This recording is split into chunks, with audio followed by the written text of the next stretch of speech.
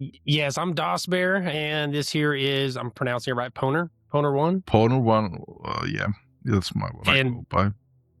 He's a modder in Total War Warhammer 3, and we're kind of doing an interview here talking about his mods and kind of the direction he goes for his mods, especially his End Times Escalation super units mods.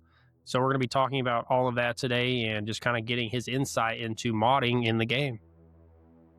Yeah, nice to be here, and good thing I been drinking caffeine, so because I've been up like 18 hours, so getting kind of, I was about to fall asleep there, but I needed to keep going. Yeah, no, I felt bad with our big time difference. I felt really bad, but we're trying to make this work out because I'm Central U.S. and I know you're far Eastern or Eastern European time, so I know it's a big jump.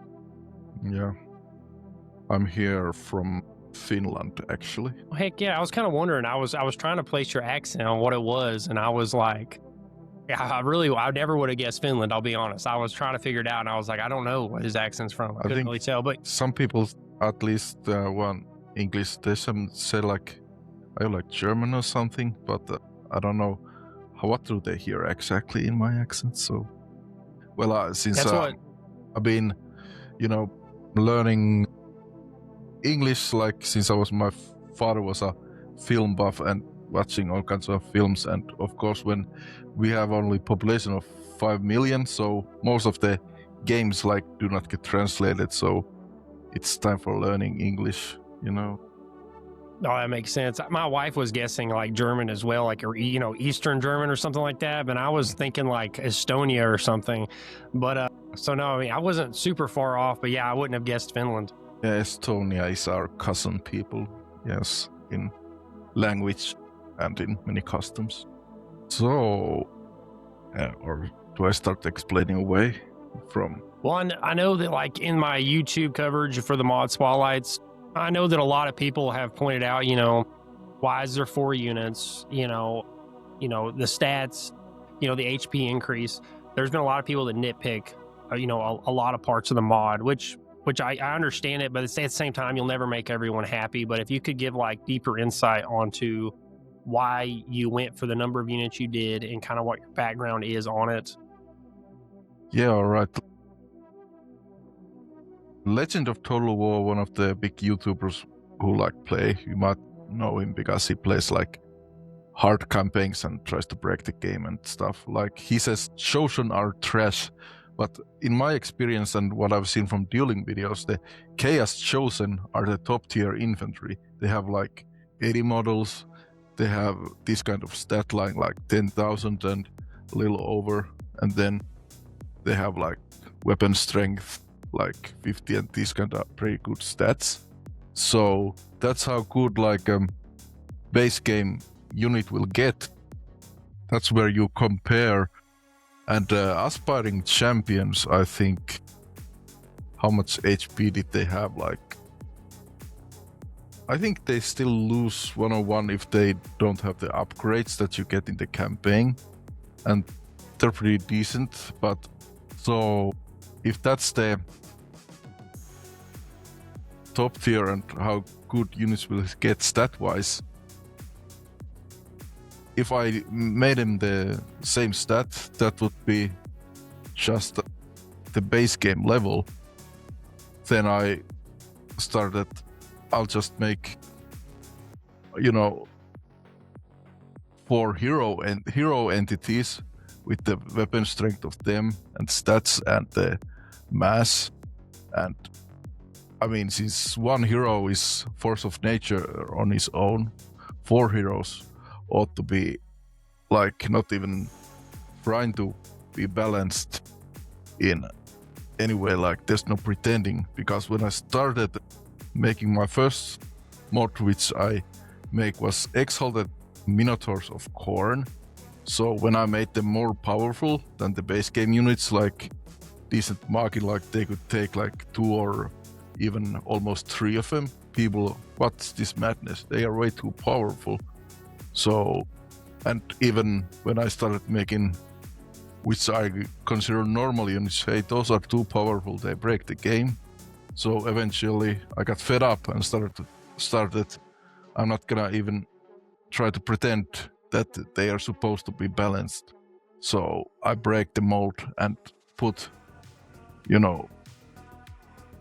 single characters into one unit. So that's the philosophy, that it's supposed to be like, if a heroes they can like mow down infantry with one strike, make them go flying. Why not give that same kind of plot armor to a minor heroes that are in groups? And since that kind of thing, like some people, it doesn't make sense that our normal human can like fight so many chaos guys, but is an empire captain so powerful that he can like mow down chaos warriors? Or is it just his plot armor because he's a hero? And these are champions or heroes in that sense, because most of their name and theme comes from lore. In the tabletop you have regimental champions like flagellants, they have sergeant model, and it's called a Doom Prophet.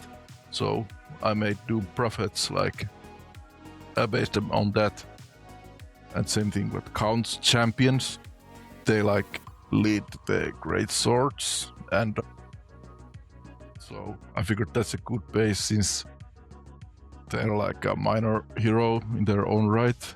So it kind of justifies their plot armor, like he's a hero so he can fight and kill. Because I've been playing the tabletop, and I remember a game in K where my friend, used to be my friend, he had, what's the Space Wolf guy? Ragnar Blackmane, and I had a Khorne Berserker champion who was just a nameless squad leader, and he managed to kill him in duel.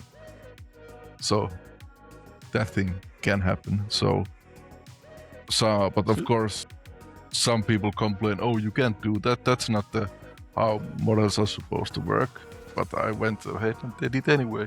So here we are. So really, it's kind of like the way you see them, because like I guess like in my mod spotlights, I usually look at the categories. So like I look at infantry, and I'll put all the infantry units and I'll start recording them. But really, they're not really infantry. They're like you said, they're minor heroes. So really, it's how you view the units. Instead of viewing them like an infantry unit, really view them as like a minor hero unit. And there's just 4 of them. Like if you want to really bang for your buck, like could have made it like Chosen have 80 guys, 180 Chosen, and that would have been technically a really powerful unit that goes very well above the game balance. But then people, have they ever started to complain like, hey, could you make this an actual game balanced? And that's not the setup that I was working with. I wasn't making units that are like normal units. I wanted to throw that out the window, You're pretty much can't talk here. By breaking the mold, you're pretty much using your units to rebalance your units, because that's why I guess like every army has powerful units that you've made. So then all together, they're all going to balance each other out because there's powerful forces in every single army. Yeah. Even though AI, there's some problems. I'm going to tell about what factions I hate doing units for and for what reason. But currently, there used to be like AI could recruit them, but people complained that AI recruits these units and I cannot beat them. So I removed that. And I made it so that they can only recruit the regiments of renown. But Chaos Warriors, the way their recruiting mechanics work, they still can recruit freely if they have the money. But since AI is not that good of a strategist, and when I go fighting, I engage with the Doomstack, you can outmaneuver them, even though they have 2 of these guys in their army. So they're not completely invincible when you outmaneuver them. So strategy is required. I kind of like that too. It's kind of stacking the warrior. It's kind of stacking chaos. I kind of like that too, just because it's going to lead up to me, a good campaign, in my opinion. Is there, so I read on the mod, is there limits for the player to recruit them? I feel like there was at one point, and I feel like I'm seeing that mentioned in a comment, and then maybe it got removed. Yeah, originally, yeah, that was a thing, but then I think that was when I still hadn't made the compilation. They were like, for example, I think it might have started like from 1 or from even 0, like when you get the building, you increase the cap.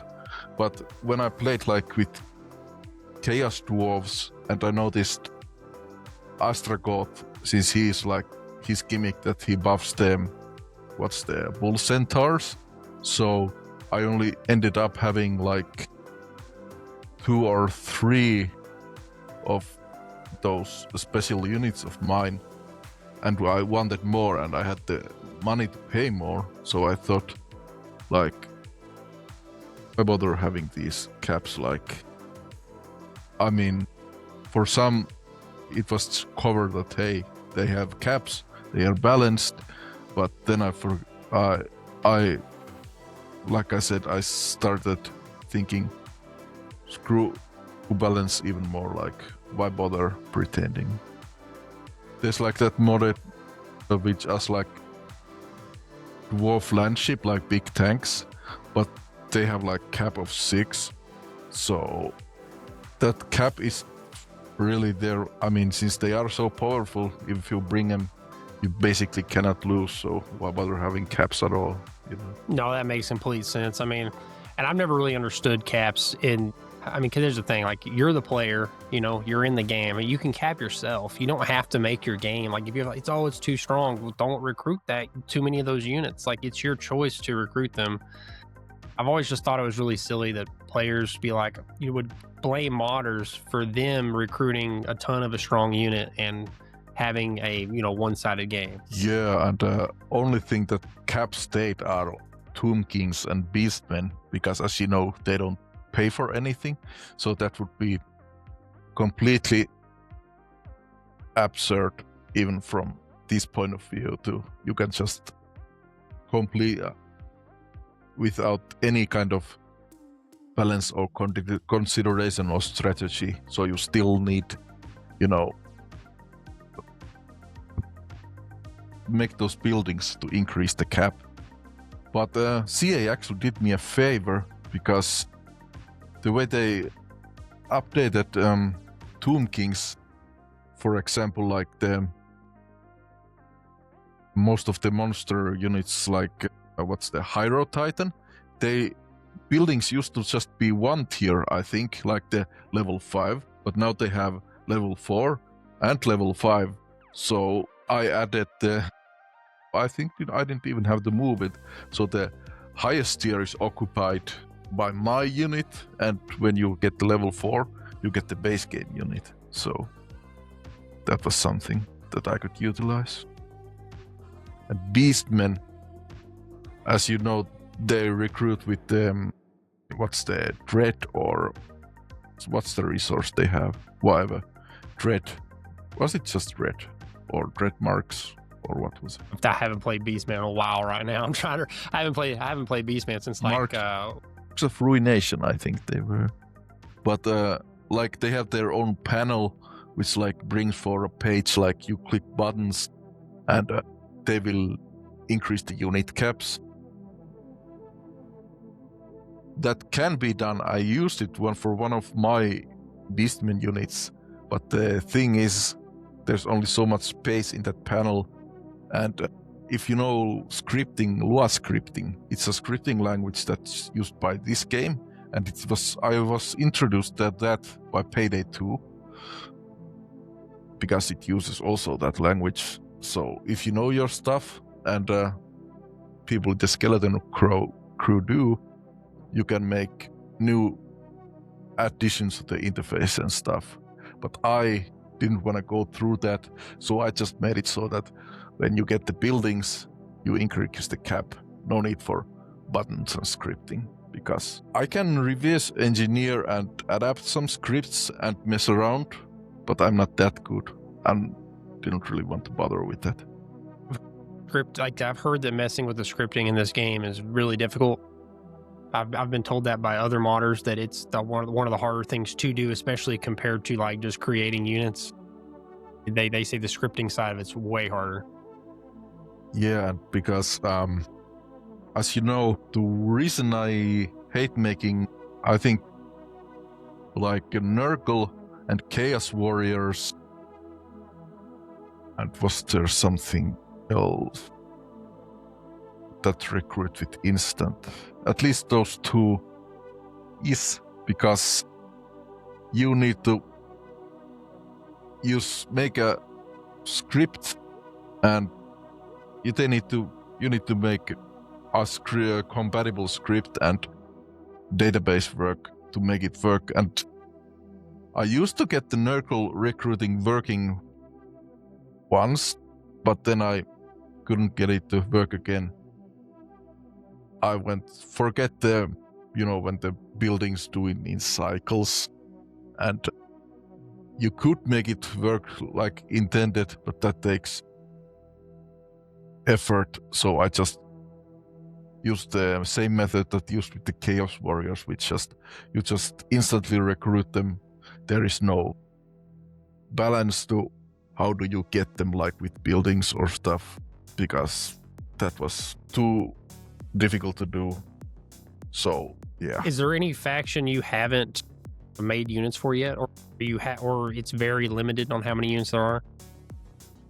The use for Bretonia, like you saw in that video, I added something more for them, but Grand Cathay is kind of limited. It doesn't have any more than what you saw. I was thinking, because I made units for Grand Cathay, which are actually in the mold of base game units, like 16, like aspiring champion level. So I was thinking, do I just port these units over here and make them stronger, or do I make something new? But I haven't decided on that yet. So Cathay has the smallest roster currently, but everyone has something. Yes. I can't imagine how many hours that took. I mean, just to pretty much hit every single faction, and then you've continually been upgrading and updating, adding more units as you go. Yeah, it's like 333 last time I checked.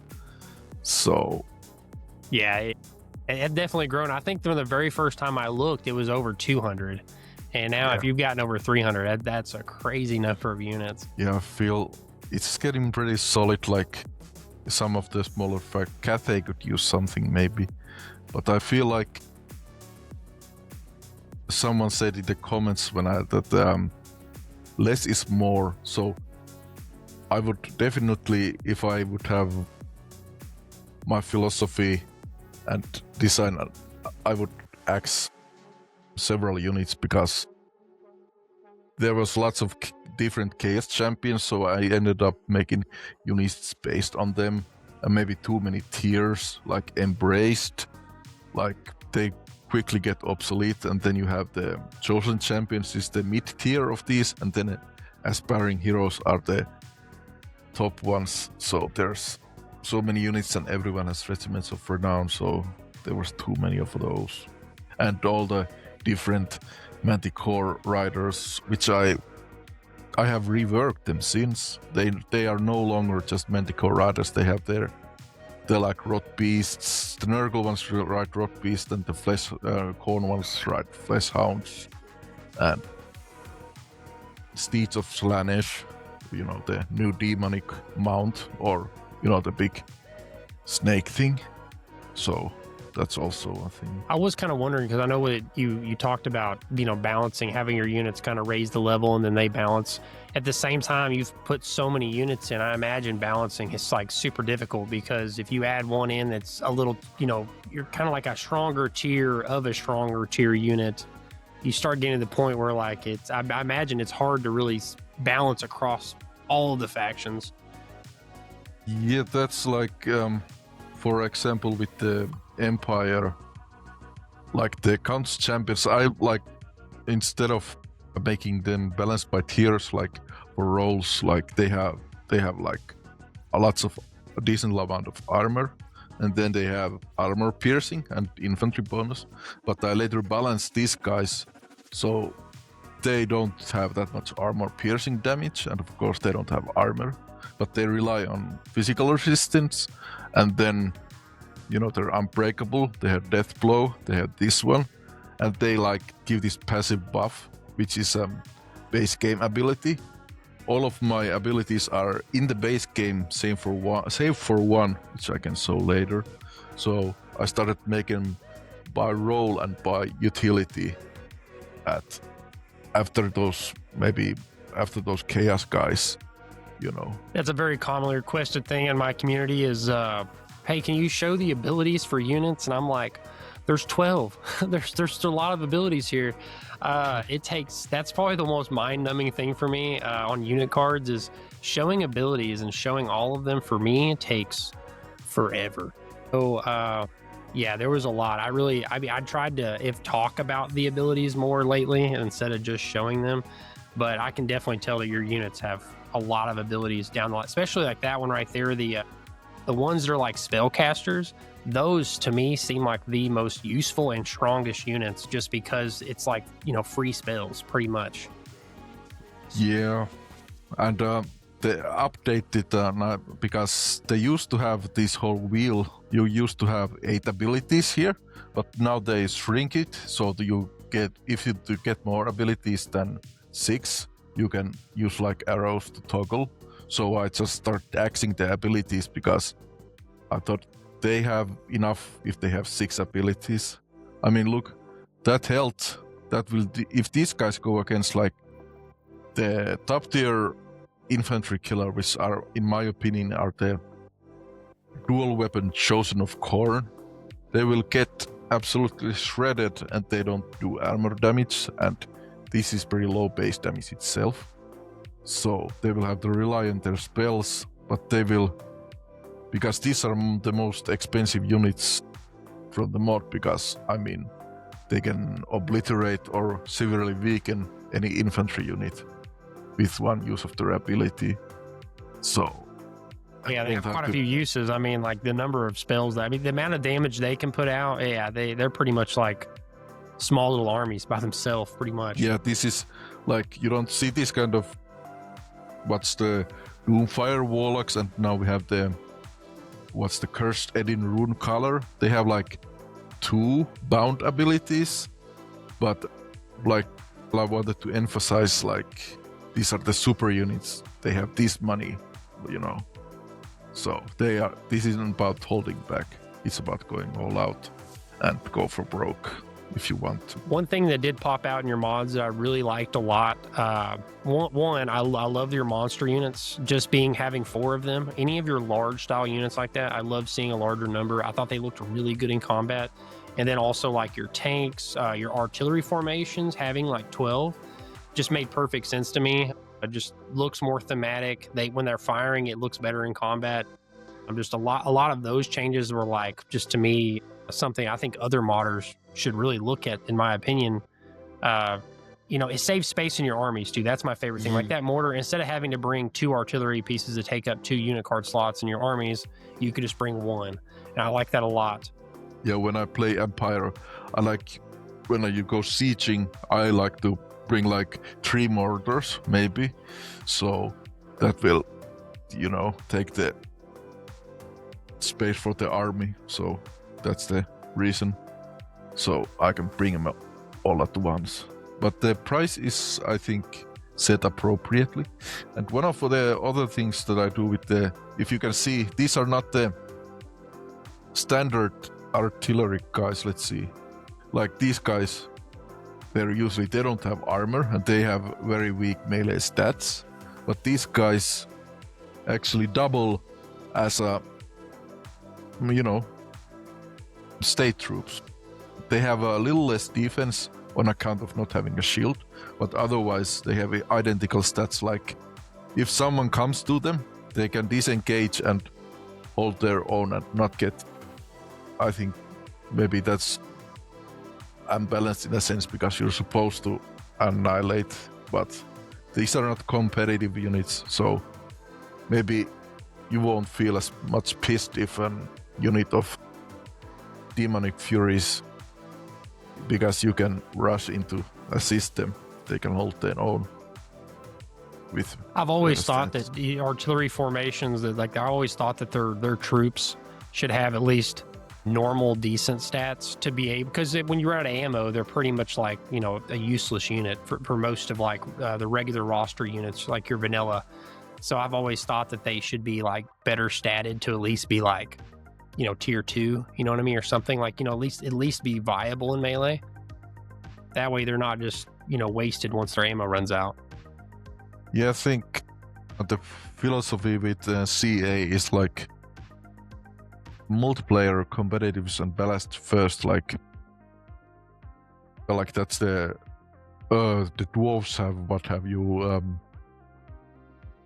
grudge settler flame cannons, which like they give the models, I think less models, but they have like the iron breaker armors, so they can actually take a hit, but they are campaign exclusive, so you cannot use those online.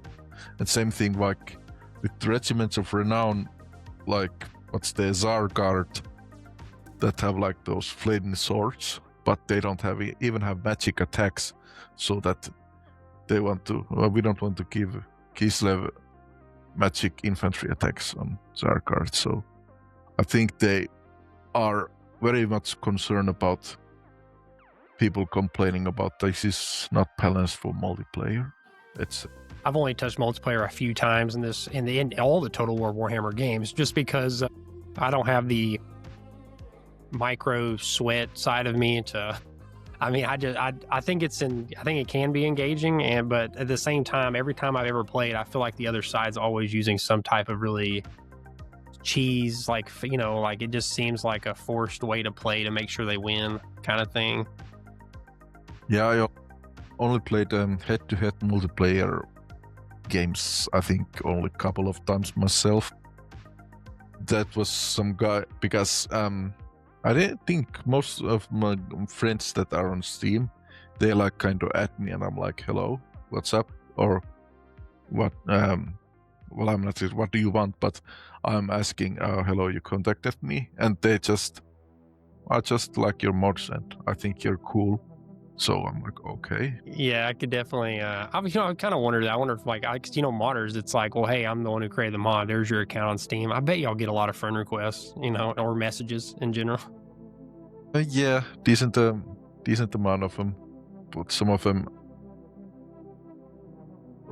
which are actually business allowed, because they don't come out some mod, but some of them stay, and I think most of them stay and linger.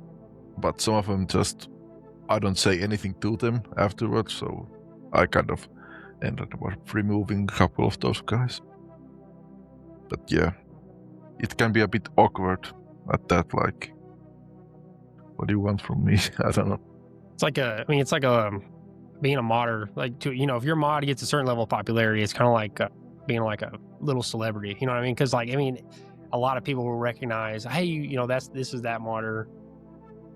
Which I think Warhammer 3's modding community is very healthy. I think it's only grown every game that's came out, and I think Warhammer 3 has the healthiest modding community. So, because I mean, it's like every month there's, you know, a new mod gets released or massively updated, which I'm glad, because when Warhammer 3 first came out, I was very concerned if the modding community was going to take off or, you know, stay around, because I think it adds more value than what the DLC does. I think CA's DLC to me are like the bare minimum DLC. I just feel like that. I feel like they add just enough to like not be hated. And I feel like modders always outperform them when it comes to adding value to the game. Yeah, it's been it's almost like beating a dead horse when you talk about that they were going downhill. I have my biggest gripes about them, that they last two DLCs, they don't do the Realm of Chaos campaigns, because I also always felt like because you have different start position, you have unique campaign objectives, and they are not that, because I mean, they're not that complicated to do, I would presume. Only thing you have, like when you start the campaign, you have the camera going around, narrator going blah blah blah, and there you go. But they don't even bother doing that. So let's just put you in the Immortal Empires, and that's that. Yeah, I feel like they completely gave up on the Realm of Chaos campaign, especially like, and that's what crazy to me is that Warhammer 2, the Vortex campaign was so amazing, and they always, everyone they added, every DLC that added more on, it got better and better and better.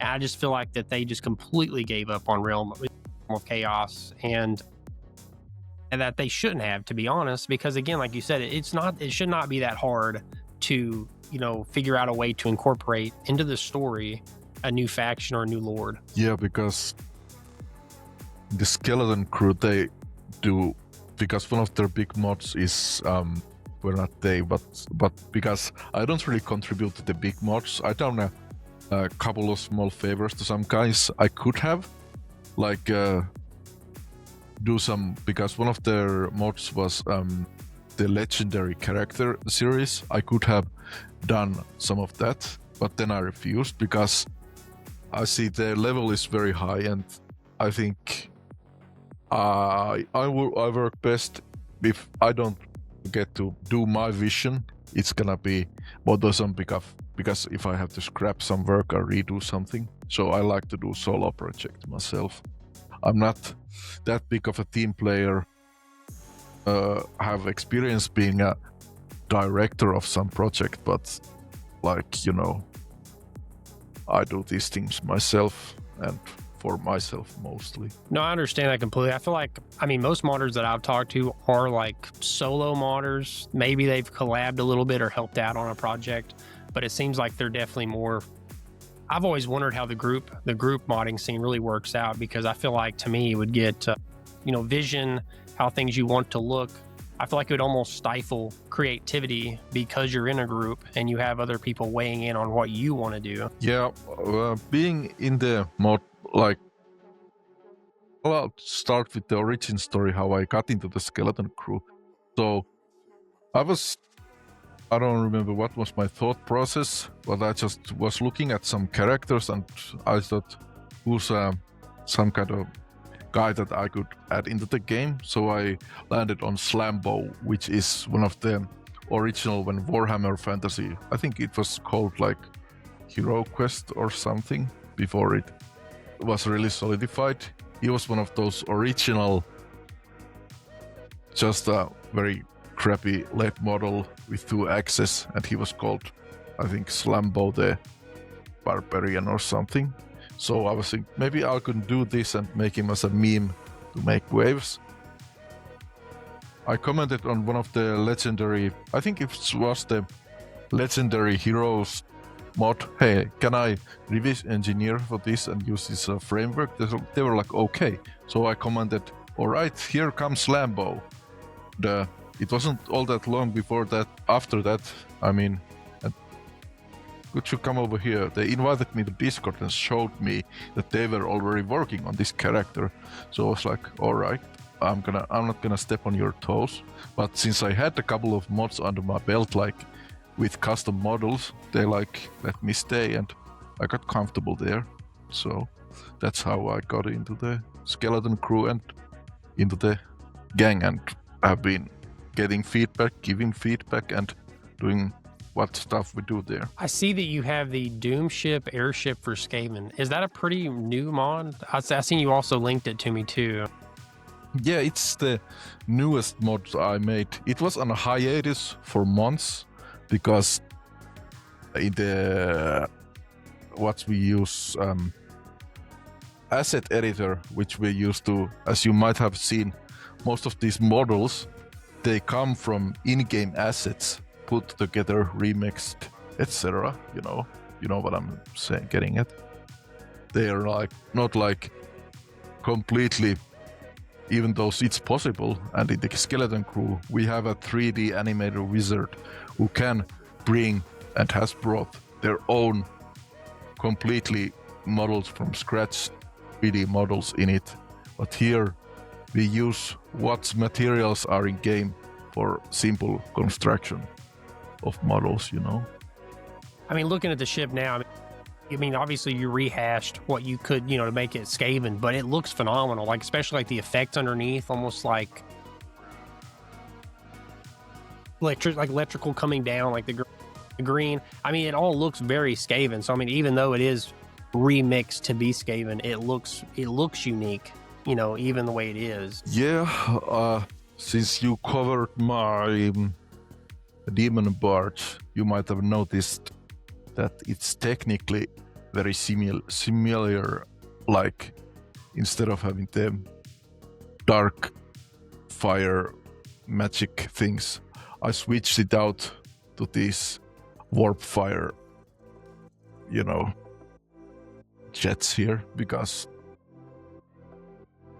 yeah, so as some people made a strange comment on it, like when I made the demon bars, maybe they could say that, hey, this is just a reskinned Thunderbarge.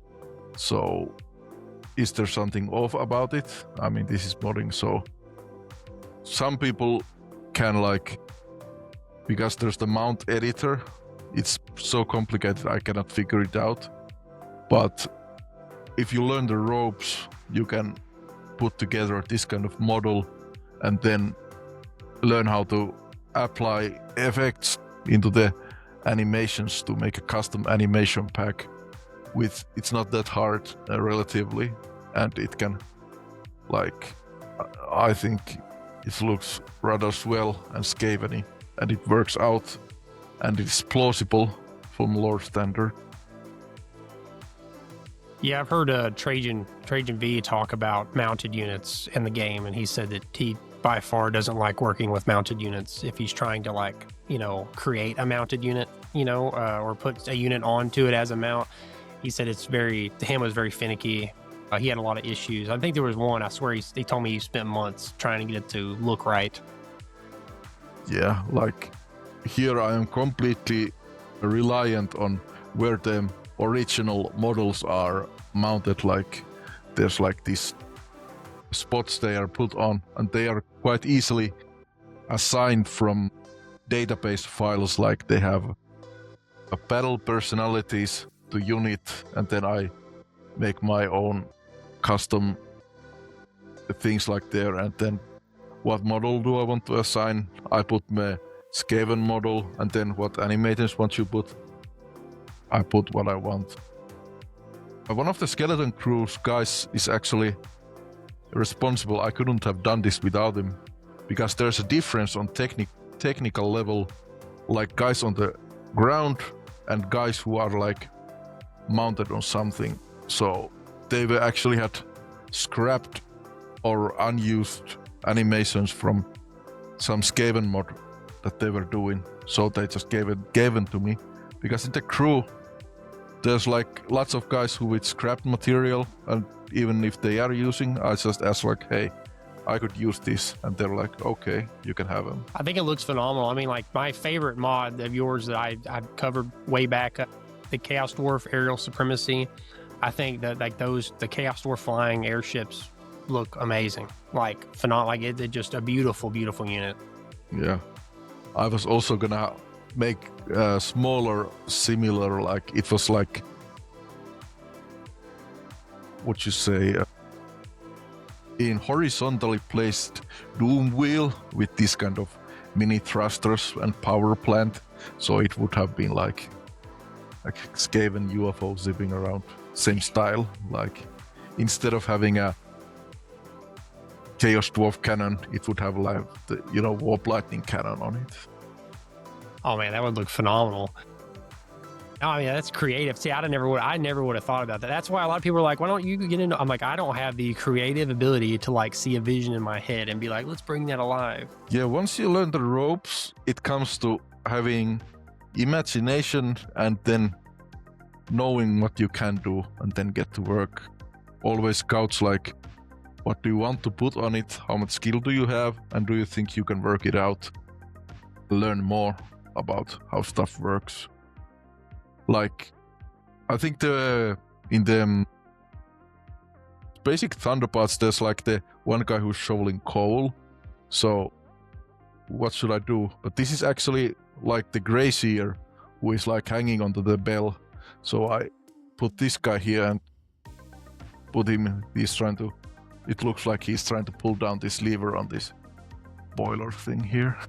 So it kind of no, it does. I mean, it looks really, plus I know a lot of people are going to be happy too, because I feel like Skaven really hasn't had a mod like lately, it seems like. I mean, it's been a while since I've seen like a fresh new Skaven mod, and Skaven players are always asking for more Skaven mods. So I know they'll be happy. Like, I don't myself have the skills to start making animation. I can make animation packs, which like what kind of attacks they do and all kinds of stuff, and add some animation effects there. But like, this is straight up just like the Doom Wheel driver, but he fits here pretty well. No, the whole thing. I mean, like, I'm looking at the pictures you have on the Steam Workshop page and what you're showing here. I mean, to me, every part of it looks very well put together. Have you thought about making more, airships like this for other factions, or was Skaven just kind of a, like, let's just do one for fun? The thing with the Skaven was that it was because Skaven has this ramshackle. It was like less effort. I can just put these boards, and they don't have to align perfectly, and they can have gaps and stuff. So it was easy and fast to put the whole together and just start adding more details. So it was just the thing that I thought would be the least work, and it would be well done, Yeah, I even see the wiring coming out, like the red, green, blue coming out to the engines there. Yeah, this, like the skeleton crew, like we have a work in progress section. I posted the hull, and they like, maybe it should have these braces around it to make it more. So then I I think that works well, and I kept adding more. It was just a bare wooden hull. It didn't have all the kinds of details. I kept adding more until it's satisfying. How long do you think how much effort, I guess, like time frame wise, how long do you think you put in to create this mod? I think maybe it didn't. Some of them which have lots of units, it can take at least, I think I'll do it in a day or two, but it stretches to a week. So maybe it was about a week, I think, at least, something like that. When you're working on it, like, let's say like you start a mod, you're working on it for a week. I mean, are you putting like 5-6 hours in a day, or does it become like an obsession thing where you're like putting in double digit, you know what I mean? Like that kind of scenario. I only ask because I know that me, for like editing, like I do a lot of my stuff on the weekends, and I might take 3 days, but all 3 days is pretty much like 10 hours a day probably for me to put a video out. Yeah, I mean, in the crew we sometimes discuss, like, there's a couple of guys, we call it's chasing the white whale. Like, you don't rest, you don't want to do anything until you complete what you are set to do. So for me, my thoughts are like, if I'm not working on this, it's just another day that it isn't out there in the workshop, and then I can rest after it's over. So I can, when I start working, I can work on it hours on end. Like, I woke up, I woke up in the middle of the night, and it was like 5 or 6 in the morning, and I was done making some Dark Elf unit models. Like, I was watching YouTube and stuff at the same time, but I work usually on hours on end of the time, because it's called unemployed behavior, because I don't have a proper job, like, so I have time to do them, No, I mean, that makes sense. I know you said something about working on Tuesday. Yeah, currently I have this thing with because I'm like unemployed, who is logged in as searching employment, so it's kind of thing that has been arranged with the employment office.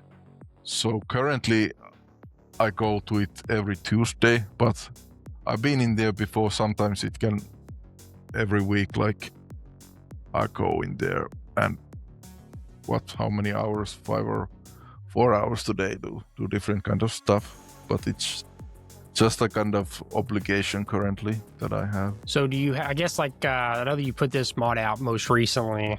Do you have plans for any more, or has any inspiration hit you for another mod in the future, or what's your next step? Are you updating a mod?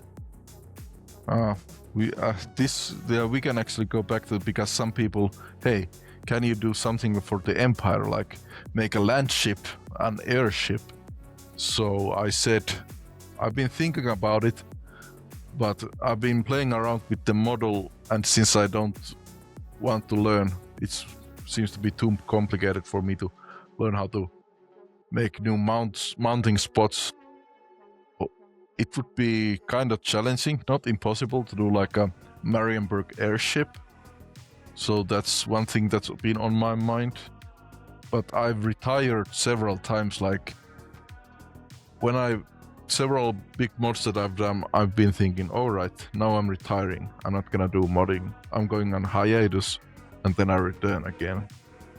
But currently, like, I've just been upgrading little by little, adding regiments of renown here and there to the super units back, but not any major mods, I don't think. At least for Total War Warhammer. When 40k comes out, and if it's model friendly, I will definitely get on that. Yeah, I read a thing them talking about that. They were saying that I guess because it is going to be on the new engine, that mod support won't be like at launch, but it's going to come later on eventually. I'm guessing because they've stated because it's the new engine and they won't have the modding tools ready right out the gate. Yeah, it's almost so weird because from the Shogun Total War, even this game, like, they've been retooling the engine, but it still has remnants of Shogun 2 in the data. Like, you look at some factions, in-game factions, they have like flag with Oda and stuff like here and there. So it shows that it's really based on really old stuff. If it's completely new, yeah, it might not be on their list. And in the Skeleton Crew, people are like, because when they made Nagash, some people are saying like that's CA's response because the mod was getting too good. So maybe they are afraid of that. Wow, the Nagash mod, and then looking at the actual one for the trailer, I'm like, that's the same model. Like, that's exactly the same. Like, it was pretty. That mod is like really good.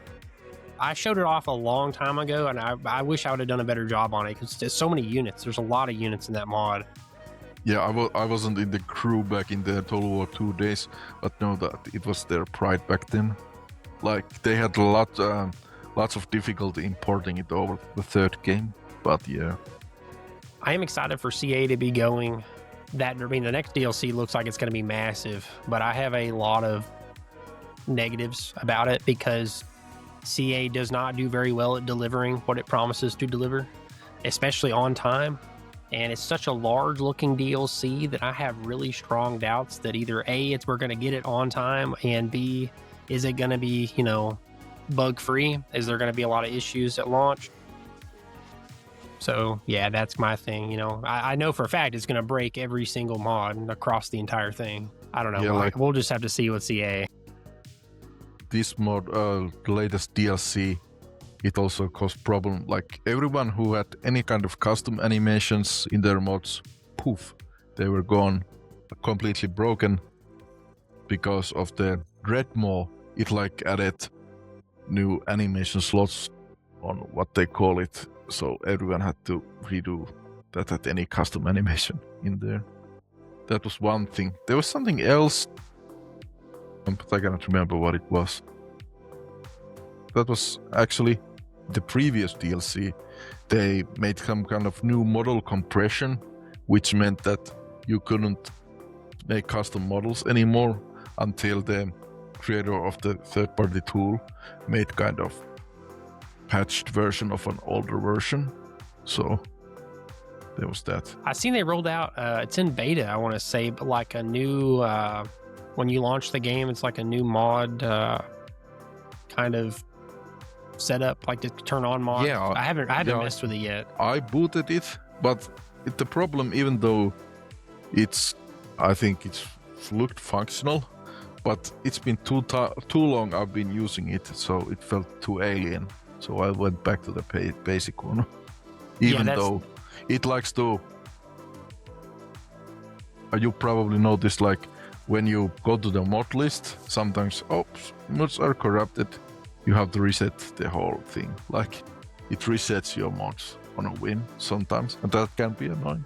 But them's the breaks. Since they've done this, since they've added that into beta, almost, I would say like every 3 or 4 times I launch the game, it'll tell me that. It'll deactivate all my mods, and like it'll be the same mods I've had activated for like the last 3 or 4 launches, and then suddenly it'll tell me the corrupted thing, and it'll kick them all off. But I never had that issue really until they put that in. Like now I've had the issue. It's almost like to me, I feel like they're trying to get you to be like, oh yeah, I better switch over, you know. Maybe that might be too conspiracy theory that they're sabotage it themselves. But I noticed that it likes to do it to me sometimes too. It's just CA being CA, I think. Yeah, I mean, I'll have to check it out. I've just been really paranoid just because I'm like, man, what if I switch over and then like the mods run worse or something happens, I get crashes. You know, I just get paranoid making any kind of change. Even on CA side for updates, like when they roll out these little hotfix updates, I hate it because a lot of times, like for battles and combat scenes, I will record stuff in game and I will save the replay. Every time they do a little tiny update, it ruins those replays because the replays will be like random. Like it'll be like you'll see stuff that never happened in the original video or you know the original battle, so it'll ruin a lot of them. So yeah, that's something I dread. Every time I ever save a replay, I'm like, I guarantee you tomorrow Total War is going to put out a hotfix update and ruin this entire battle. Yeah, for me that's why I don't get attached to them too much. Like sometimes when I play a campaign, there was some kind of epic battle. Then when I finish the campaign, I gotta look through the replays and see the action up close before the next DLC or patch comes out. I'm sure you get tired of updates too, because every time they update, you'll get comments saying, can you update this mod? Can you update this mod? I feel like you'll see like 12 comments in a row of like, can you update it please? Indeed, yeah. Not because lots of people, like some mod can function, but even though it's outdated, so that's my priority. But I just end up doing it just to shut people up and give them confidence, so they can, wow, it's updated, everything's fine. Like they're that's the thing. Some people don't realize that just because a mod's not updated doesn't mean it doesn't work. You know, it doesn't have to be. Because I play a lot of mods that aren't updated, you know, but they still run, they still work. There's no issue, you know. Maybe obviously nothing got broken, but I don't know. I guess that infatuation. I've also played mods that say they're up to date and they still have issues or they're broken, you know. Yeah, that's the thing. What I like. I think there's the legendary lore mod I have, even though it's updated, it doesn't seem to be working in my game, and something else too. I wonder what's up there. I'm actually gonna... You said like the regular ones, that these Regiments of Renowns look more plain than the regular ones, right? Yeah, I do feel like they are kind of almost flipped in my mind. Like if I had to look at them blind, if someone told me which is the regular and which is the Regiment of Renown, I would probably pick the one in the back with the flame on its head as the Renowned version, just because it's so flashy. Yeah, because you know, you see, these are based on table models where they have this thing on their heads. So when I made this, I put the animation back to fire effects. So that took some effort. And then I think they had some kind of club on the model and plus the scythe. And then which the normal flagellants have the white hair or white beard on the Regiment of Renown. So I kept them this, like they're cool. But I didn't have any intention of doing this. So I ended up later doing it. So how I'm gonna base this unique? So I mean, you gave them a better hammer, though. I mean, I can see that you gave them an actual, like, I just gave them that, and I didn't want to redo this animation effect for another set of animations. I think since they're using the same skeleton as Chaos Warriors, so I ended up giving them the Arbal's Undefeated flays around with his axe. It's a pretty cool set of animations. I gave it, and since it has the kind of magic effects, I think it justifies for them having the magical attacks, you know. No, I mean, I get that completely. And some of the stuff, like, to the naked eye, like, at a fast glance, it can be, you know, some of the stuff doesn't pop out as well. And also, I will say this, I have looked at a lot of mods where, like, they're just really, like, their renowned version of the units are, like, extremely flamboyant. You know what I mean? Like, a lot of color, a lot of brightness, over the top, very, very over the top. So after a while, I do feel like I kind of get lopsided on my views of, you know, renowned units, regular units, just because of some of the mods I look at, especially like the Asian modding community. They have really crazy units. Yeah, that's here comes a mention of the skeleton crew. As you can see, they're pretty ripped for being Empire guys. Like they're like size of Chaos Warriors. Excuse me. The torso model is from the Cultist of Khorne, because one of the guys in the crew, they took out the Chaos Star for, I think it was a Kislev unit or something, and then I added some wounds here and there. I just didn't have to do the work of making the texture myself, and I ended up giving it to these guys. Heck yeah. I mean, I know the little, that is one thing, I guess, like those little details like that. A lot of people just never think of, like, you know, the little tiny stuff on them that it probably, you know, took work and then creativity to think of. And you talk about Asian modding community, but in the skeleton crew, I've heard, like, I think it's Chinese. They take models and units without permission and put them like somewhere there. So there's an enmity, like there's no, people are pissed for the lack of respect because they don't necessarily come asking for permissions. Some people who make like translations of my mods, they like say, I'm gonna translate it, okay? I'm like, yeah, sure, go for it. But I heard that there are some rude acquisitions of, like... No, I wouldn't be surprised, especially in the Chinese modders that are, like, you know, full Chinese, like there's no English, it's just for them kind of thing. Yeah, I could definitely see them doing that. They have some really, I've seen some like wild stuff out there, like flying cities, you know, like a unit that's like a giant flying, you know, a Chinese emperor style city, things like that. But like, maybe yeah, the pagoda is the word, at least what they used to call those temple buildings, at least in Japanese. I'm not sure what in Chinese, but pagoda is Japanese word. Yeah, but all kinds of, I mean, just pretty much all kinds of really crazy stuff out there. Kind of off topic, but I've noticed that there's been a new modder kind of pop on the scene in the past 6 months. I don't know if you've heard of the Dythland mod. Dythland mod. The Dythland Overhaul mod made by Doctober. What does it do? It adds in a new units to the Empire, but they're all like Steam-based, Gothic-style units. Like, he adds in tanks, mechs, artillery, and then like his troops kind of look like World War I style, like they wear gas masks, kind of stuff. I think I actually think I saw it in my YouTube feed for shorts. They have the distinct Bretonnian kind of armor on the helmet. Yes, they do. A lot of people point that out. I remember that, like the castle holding like almost like a wooden rocket launcher. I've seen that. He's he's like really new, like really new to the modding scene, and really blew up kind of overnight. Like I want to say he has like 30,000 or maybe 20 something thousand subscribers on YouTube or something now. Like it's almost astronomically how fast he blew up. Patreon page, all kinds of stuff. Like I was very surprised, and he had a really. I've never seen anybody blow up and then also come up with a monetization strategy at the same time, because he's monetized a Patreon page like almost instantaneously. Like I've never seen that in the community like that. Does he actually sell there? Early access to the mod, pretty much, beta versions while he's working on it, and then like behind the scenes stuff.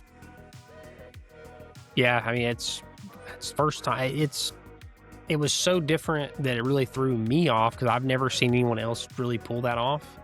You know, especially at the level he's kind of done it. Which I will say he does have an advantage. He puts YouTube videos out. His YouTube videos are like phenomenal, but like there's a lot of copy. You know what I mean? Like he doesn't really care for copyright style stuff. You know what I mean? Because he's not wanting to ever monetize it.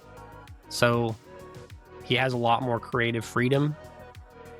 That kind of direction, but I just thought it was interesting. I haven't seen anybody like really monetize modding the way he has. You know, I've seen people take donations, things like that, but he's almost like monetized making that mod. In the Skeleton Crew, we take an oath, which is we will not charge for mods and stuff like that. It goes against the principle there. Which I also like, because from what I've seen, monetized mods, like there's the Nexus mod, like for like I look Resident Evil 4 mods, and then I think I googled it. There's like all kinds of cool weapon mods and all kinds of skins, but they are completely paywalled by some guy. So that kind of ticks me off. Like, I mean, I suppose they can do that if they want to, and if they're not trouble, but it's a matter of principle for me and for many others. Yeah, I think locking it completely behind a paywall, like I think the way he's doing it pretty much is like he'll roll it out and it'll become a beta version, and then about a month later it'll roll out to a public release on the Steam Workshop page. But at the same time, you know, that is kind of skirting the ground. You know what I mean? It's kind of it is like still taking money. Like I feel like if people like left his Patreon and quit, pretty much completely gave up on giving him money, then I feel like he would probably stop developing the mod, or it would slow down considerably. Let me think. You were talking about Paranoia, that they didn't have that many options, or what? Do you remember anymore? I want to say Paranoia. I know Grand Cathay and Paranoia, I feel like had probably the smallest rosters that I've seen in between, but Empire and Kislev I feel like had a lot more. Yeah. So if that's, I got these Regiments of Renown versions, like, but instead they have anti-infantry. As you can see, they have the Horse of Réponse de Lyonnaise, and so that was something unique I threw in there, because I like to use as much ready-made materials when I can, so cut the workload, and I consider it efficiency to, if it works and I don't have to put in that much effort, I'm very happy about it. That's not their standard shoulder armor, is it? No, that's actually also from Réponse de Lyonnaise. That's the necklace and the shoulder armor. And no, there's also, really good. I think it was also the gloves and maybe but those armor pieces are from Réponse. And normal ones, they don't have the gilded highlight or whatever. And when you go up the tiers, not those guys, let me see what I was thinking. Like these guys from they have the basic kind of armor, but the Regiment of Renown, they have the gilded ones, and they have the shield of, who's the unique Bretonian hero that you get in the Wolfhearts campaign. I gave them his shield, so there's something like, I didn't they look really good. bother making unique textures, so once again I used what was there flavor and efficiency, I would say. And You also did it in a very gameplay. creative way. I mean, there's a lot of detail on that unit. Like, there's just a ton of little bitty stuff. I mean, it looks really good. Here's something which a player wouldn't know. The names of these guys, villains of the lady, come from because the regular normal what you have in the game, the name of the unit is what's called Wardens of Montmort or something. But in the game files, the model are called by this name. So I used that one. And same goes with these ones. Their model name for the horse is actually Servants of the Grail. So I kind of made them alive in my vision. No, it's pretty cool. I know some of these are definitely newer from whenever I covered, because I definitely didn't see this many units. Yeah, like I feel like when we're talking about for like these are from the this text is also from the Wikipedia article because they introduce lots of unique regiments and stuff like that with the End Times campaign books, which is fitting for my End Times units. So you cannot, because I've seen some lore purists with, if it's not completely from written lore, it's not worth doing. So there's these kind of stuff. no, I hear that a lot. I mean, a lot of people won't play them. There's a certain strand of people that will not play a mod unless it's lore friendly, or at least like based in lore, like something, you know.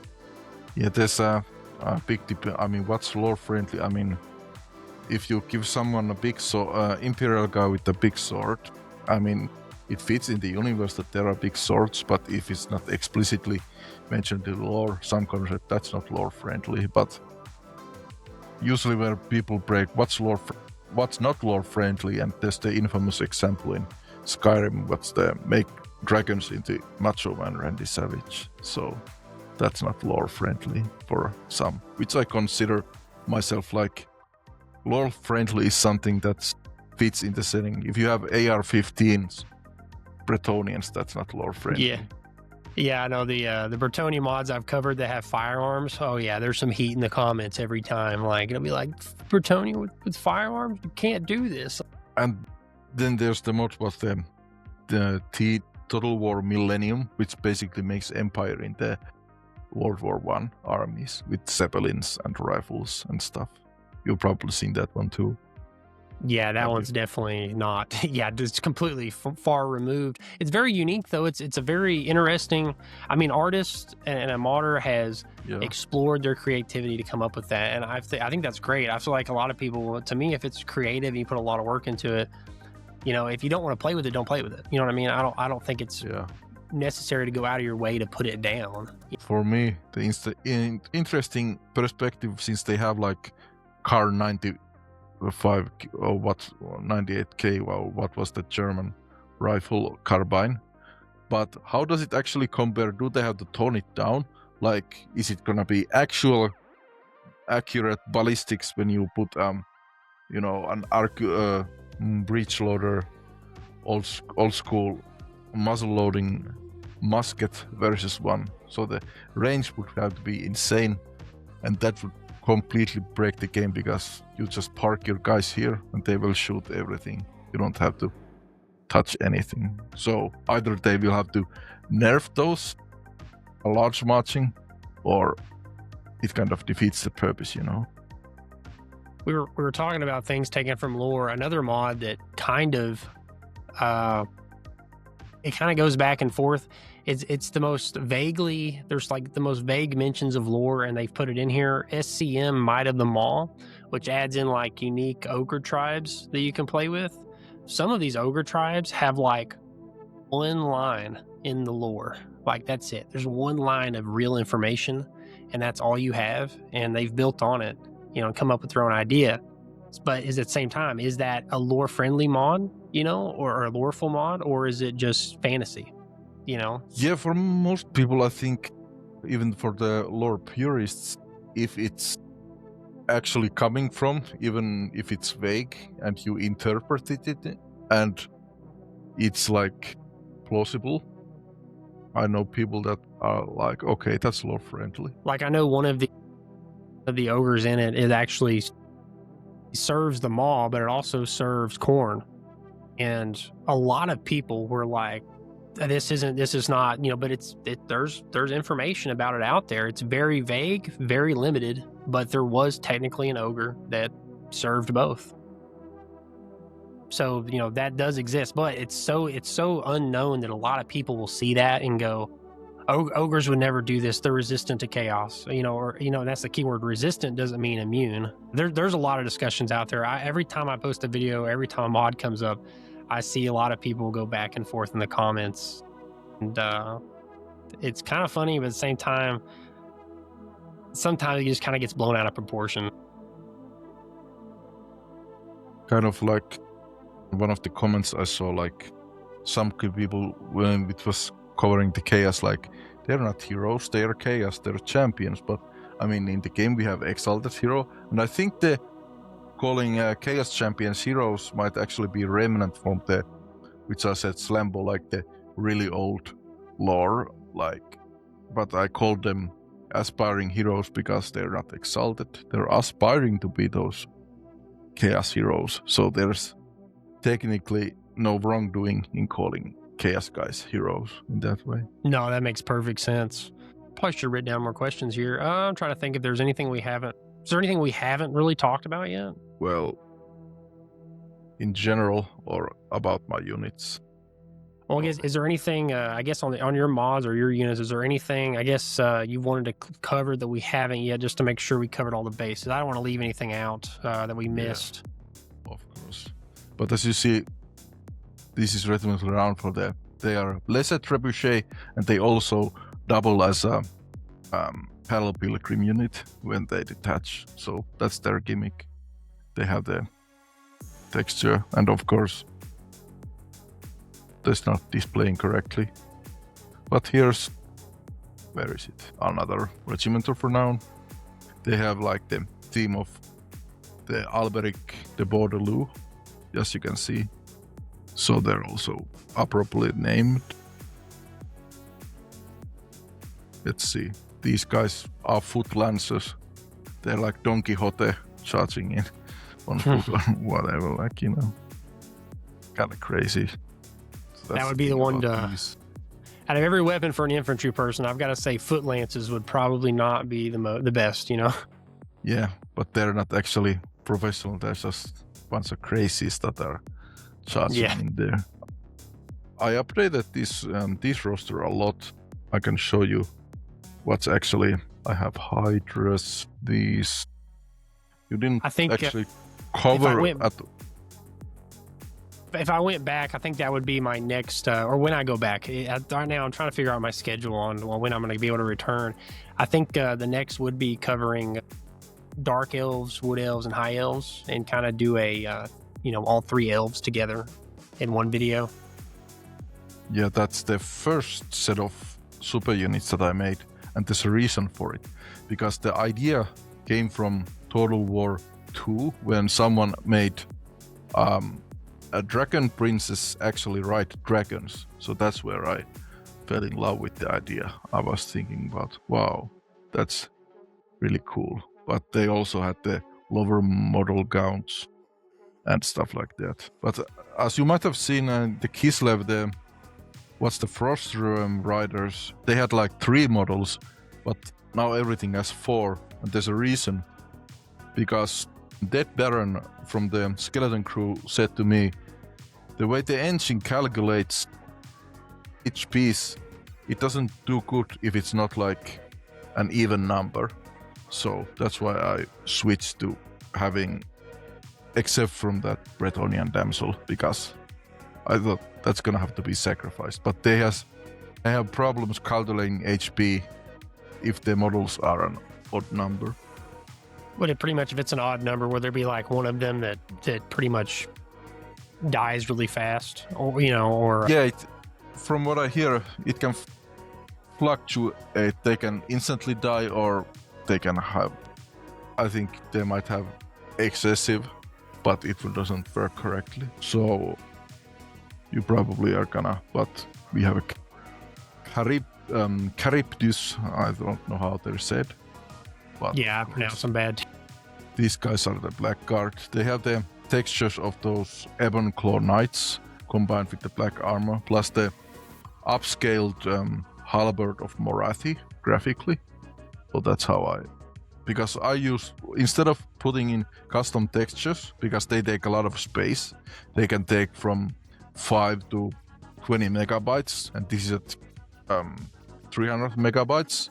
So I like to use like all the vanilla resources. If there's some Regiments of Renown textures, I will like to use them on my own models. These are also like, you can check the Warhammer wiki, there's like the article of what's the regimental champion. As I said, sergeant's model for tabletop. Most of these lordlings are for red spears and league swords. And like you see, these textures are from the bolt fiends, they're ones, so no need to make them look unique and not having to add anything more. Have you ever thought about adding, I guess, to the, like you were speaking about how these are based off like kind of like sergeant or like higher tier. Have you ever thought about adding like a captain style to the head of the regular roster units? Like I've seen some mods that kind of play around with it. It'll be like you'll have the regular unit and you'll have one guy in the front that's, you know, a different, like a captain. Yeah, I've seen them in the crew. They also, I think, like to do those, but they have like banner bearer, and then they also have sergeant's model.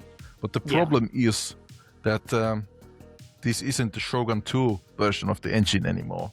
So, because those models, they used to like duel, like they used to go head to head, and the sergeant models, they used to outlive the others.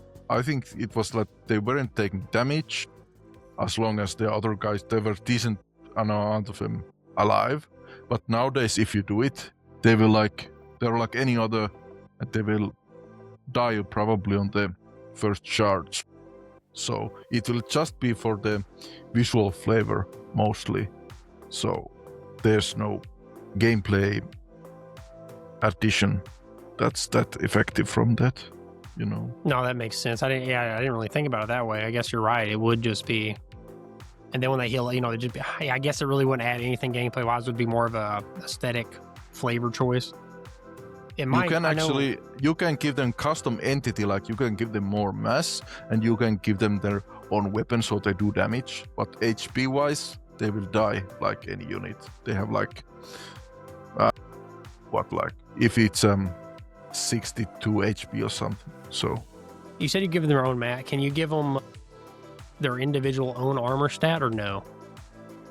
No. They Okay. will use them.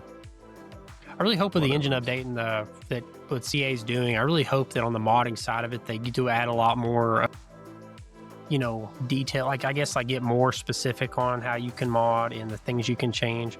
I think, especially with it being like going into Warhammer 40K, with it being smaller army sizes, hopefully you can really change like stats and things per individual instead of just the whole group. Yeah, I've been hoping since we can aim cannons, but when are we gonna go to that we can use in melee combat specific units? I mean, it wouldn't have to be that complicated. I mean, if you strip away the animations, the units are like this kind of ellipse, and when you hit, they have like big hitbox here. So it's fundamentally pretty simple. So it wouldn't be that much difficult to make them controllable. That would kind of strip the strategy aspect, but you could jump in and out. So I would hope they would do something like that eventually. You know? If they do that, and then you can jump into as a Space Marine, a lot of people are going to lose their mind. They're going to be like jumping as a Space Marine with a chain sword and a bolt rifle or a bolt gun. Yeah, they're going to be very happy. You said you had some kind of some else work that you were doing before covering more of these guys. Well, if I do, I guess if I come back, I did just cover a Dark Elf mod, and now my brain's going completely blank here. Let me go back to my page here and try to find it. There we go. Sorry, my brain completely went blank on this. The Black Sun Fleet. I did just cover it for the Dark Elves, but if I come back, when I come back, when I come back to your mod and cover it, I will do dark elves, high elves, and wood elves probably all together, just because for theming a video, it's a little easier to theme them in a similar fashion compared to just doing, well, here's a dark elf only video. I don't really like doing that because a lot of my community is like, hey, cover the whole mod in one video, and then I don't like doing that because then it's a 40-minute video, and it doesn't do very well on views and watch time and everything else. I try to keep my videos around 13, 14, 15 minutes. Doing multiple factions and having very quick, concise showcases kind of works out better. There was also, you might see some of these units which you covered.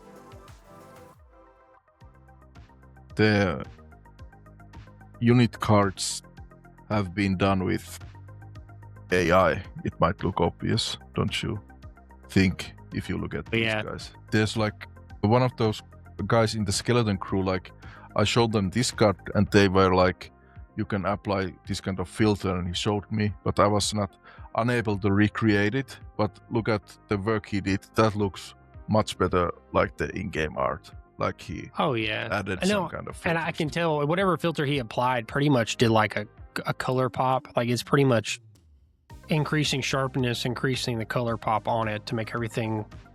Yeah, definitely you can tell it's a filter, but it does make it like the one on the right. I wouldn't be like, oh yeah, that's made from AI. It would blend in very well.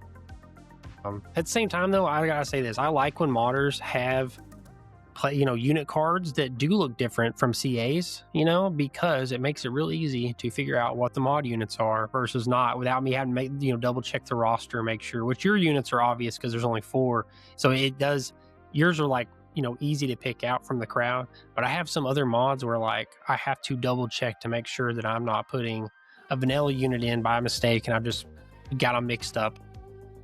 So yeah, I do like when the player card, like the mod cards are a little different. I later fixed it when I saw the Ostankias. What you were seeing, it was broken. It didn't have the backpack, it didn't have the accessories. It was missing lots of these details. But this is how it's supposed to look. It has kind of skull mask and, those different bottles, different accessory variants. Oh yeah, it looks a lot. I mean, it looks really good. I like the blue glow on it. That's probably one of my, when I did the Kislev cover, the mod the unit right there is one of my favorite units. It had the glow, but didn't have this crystal on top of it. So it looked kind of silly when it was playing, if you did or did not see it. But this is how it's supposed to be. No, it's a phenomenal looking unit. Chosen. These are really low tier unit, but as you might have seen, let me talk about a little about the unit cards themselves, because if I went to let's see, we have like this, and when we have those loading screens, you have the unit card as bigger, as you can from units. So since there are those bigger cards and these smaller ones, I went a low effort way. So instead of making from scratch or commissioning 2D art, I just zoomed in something like this. But my kind of justification is because heroes have like this bust or up close shot, and since they are kind of heroes, they can have a kind of portrait that's all kind of like these guys. But most of it's just pure laziness, because making 2D art is not easy or fast, especially when I have 300 units to make. Yeah, no. Hey, that's smart though. That's a really good, to be honest, like kind of zooming it in and just having it scaled up like that, that's smart. And it does turn them in more of like a bust portrait, kind of like the heroes. It stands out. Your units were very easy to go through. And I feel like that for regular players who maybe aren't like tons of hours, things like that, for them to be able to clearly recognize the mod units is probably more important than many modders think, just because, it makes it easier on them to know, hey, this is a mod unit, this is not. Usually something small, like I move the shield a bit and the axe a bit so they are more in the frame, and then I change the colors a bit. It kind of looks it's different. Like this, what's the War Shrine? It's purely just chat GPT. I put the image of the models which I have, like the unit, and hey, make this into a artwork or like 2D drawing, and then I just, good enough, I just put it in here. But some of these cards like these, there was this guy, I cannot remember who he was, but he had like completely new unit cards, and I just asked, hey, can I use them? I wasn't the only one who wants to use them, but he said, all right, go ahead. So I used what units he had made and appropriately just used those cards. That guy's talented. They look really good. Yeah, they do. We're gonna cover greenskins then also sometime. Yeah, I have it. That's actually another one. I like greenskins a lot, so they're one of my higher played factions. So I really do enjoy the greenskin. I just like the the play. To me, the greenskins are like a faction that's serious and also just as non-serious. So I do like that a lot. One of the philosophy which I see people popping in the comments is like, so what's the unit? It's just like 4 of Legendary Lord Axe. So that's the thing, like, if it was a normal unit that like looked like him, would they not understand, hey, where's the originality? That's like boring. But when you realize it's the Legendary Lord with his like stats times 4, there's something that's breaking the mold here. So no, I get it. They will be amazed, like, what's this guy doing? This isn't how the units are supposed to be. I think it's the concept of how you look at the units. I think it's, if you look at them as regular infantry units, you're going to have probably that view of like, why is this unit this way? But if you look at them as minor heroes, if you look like, then I think then it all pops into place and it makes sense. For these kind of units, like, even though some things like, even though they don't have the specialization, like, they will beat with as lots of entities and lots of damage. They are really strong against more like monstrous infantry or cavalry by default, because how they take hits and how the hero or one single entity units are programmed to effect, so they can like spam to death these kind of units really easy, because if something's surrounded by something dealing that many damage per hit, it will go down really fast. Which ideally they'd be fighting against their counterparts in the other factions, you know. Here is something what you can see for greenskins, for example. Bobat's Iron Claws. Gorbat times 4, and you know the models have these variations, like this one doesn't have a cloak. It has 2 kind of shoulder pads and small details like his face is mirrored, scars are on the other side, he's missing one of those tusks. So all of these like models usually come with 3 variants that are kind of mixed, depending if the whole model is like legs and torso different. If they are the same model, they are in the same. If not, they will have varieties and stuff like that. On your Beastmen faction, your variants, like your different varieties in the units, they look really good. Like there was a lot that popped really well. The one I used on the thumbnail for that video, like the all gold, I just looked phenomenal. I was a big fan of the variants. Thorax brazen bulls. Yeah. Supposed to shock like. And in campaign, it's pretty, because in campaign, like, certain lords get those, their signature unit is like level 2. So of course he is a signature unit of Thorax, so fight 1 battle and you will instantly unlock and don't have to pay about those units, so it's gonna be slaughter from there on. But this is mod made for fun, so yeah, I think a lot of people miss that. You know, it's a mod. You know, it's for one. Almost every mod I've ever covered, I can play any mod and enjoy it and have fun.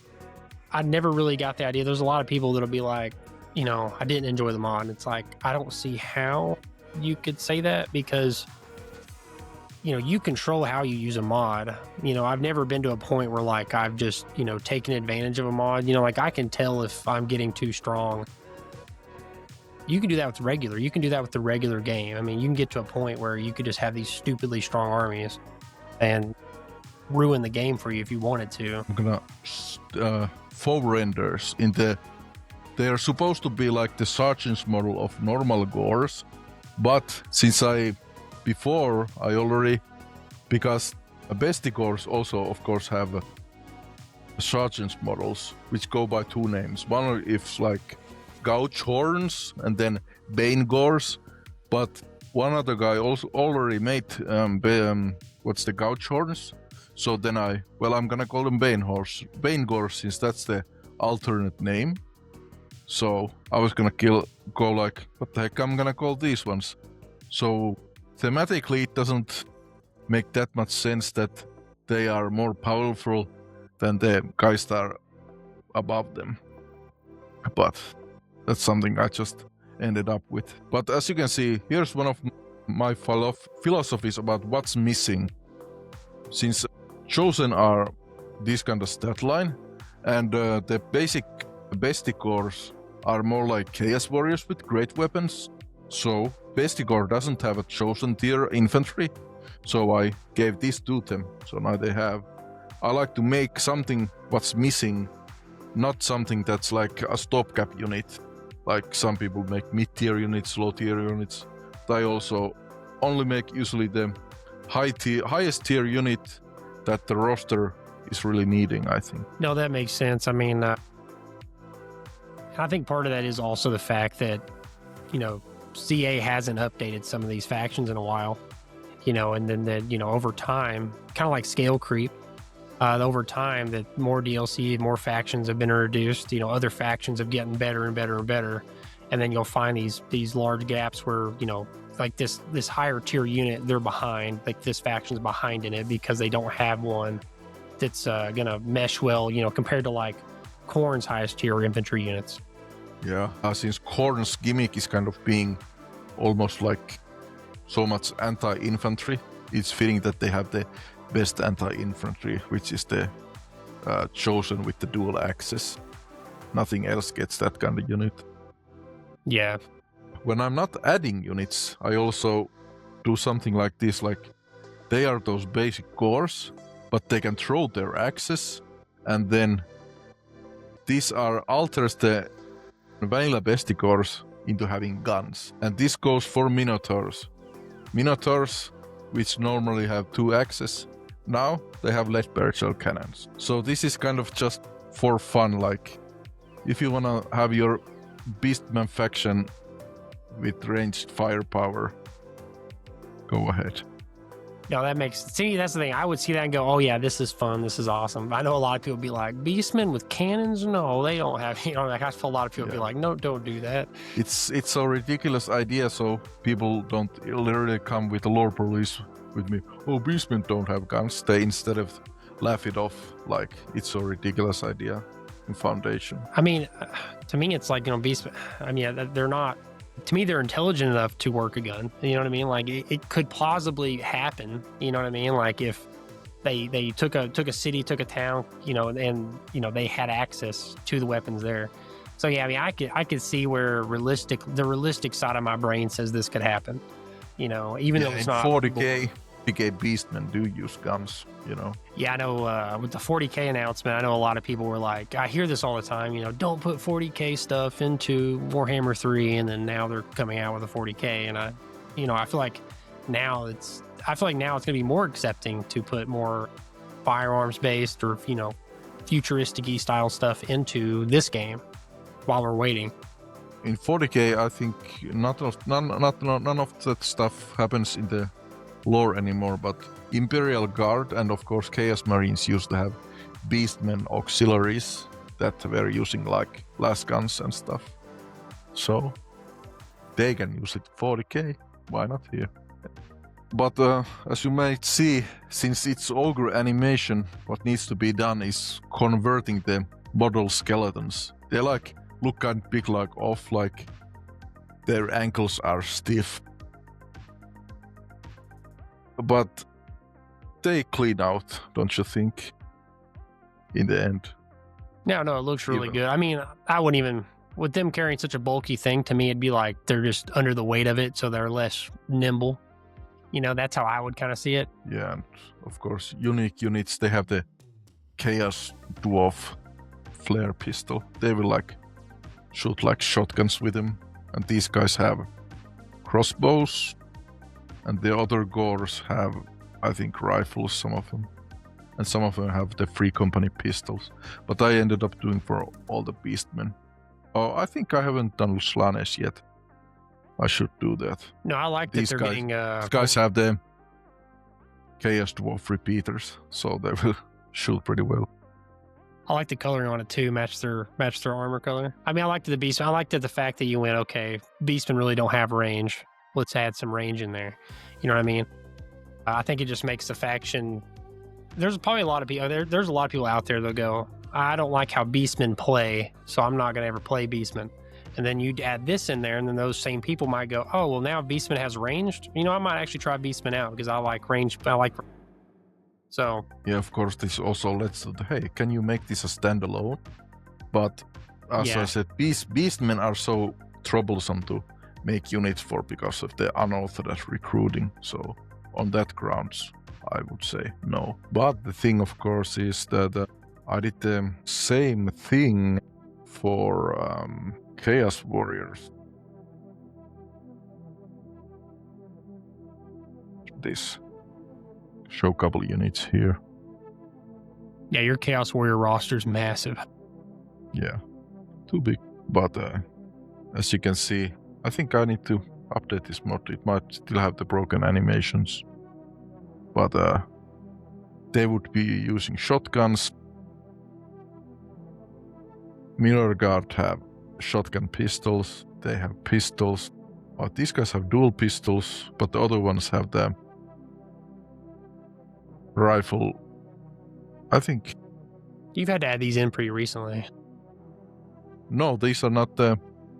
This is like my older mod, but it just all alters the base game units.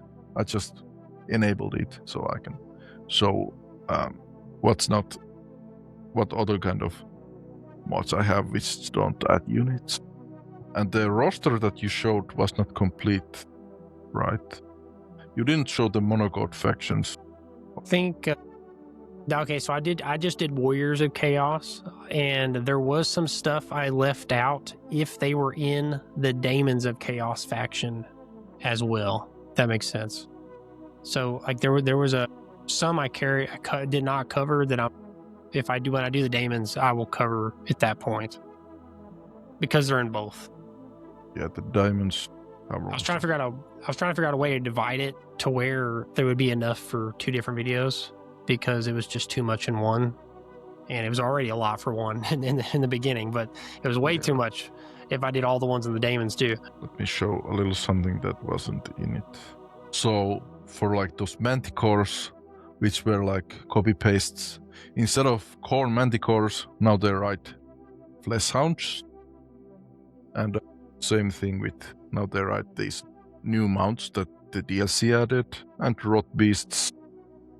And Zin's one has like discs, and here's like the regiment of these, like they're only single units, but once again, 4 of them, you know. Yeah, the new Slanesh editions I have not shown off yet. Which I'm sure if they're here, they're going to be in the actual Slanesh only faction, right? Yeah, they are. Yeah.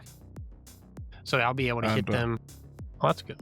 This is something which I wanted to do. As you can see, the 8, they have 2 8, 8, everything's 8 attributes, 8 all around. You're right, yeah, it is. 88. That was something I had a stroke, which I think it was on my mind that I wanted to do it, but then because originally I didn't have these greater demon units And then I started adding them in bunches too. So it's they have the Minotaur heads instead of a regular Bloodthirster head, because that's also a thing in the art of some of the official art. They look really good, even with the different head on there. Like, it blends really well. And of course, these don't have 4, but these have 9 hell cannons. I think these models are broken. I thought I fixed them. They should have been Infernal Guard manning them, so they also have survivability. I should have picked a bigger map. But this is the only... No, I said I know, right? You kind of put them all into one little area. This is the only one which I have a unique ability, which is this Runes of Blood, where it differs from the vanilla, which it doesn't make them unbreakable, but they can like have the demon, what's the banishment or something, so they will take morale losses, but they also have the same thing.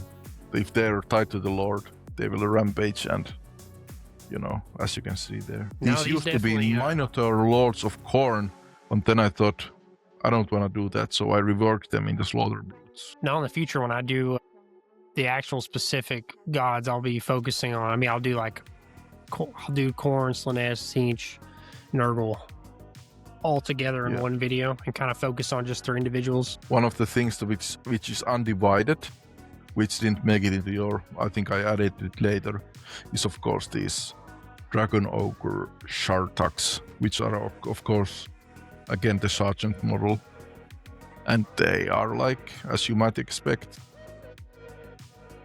Shaggoths in 4s that come in 4. No, those were, those definitely wasn't there. They look really good. Is that the is there a Regiment Renown version down the way? There is one, yeah, I'm gonna show it. But the difference is that I think they have like bits of, but that's them.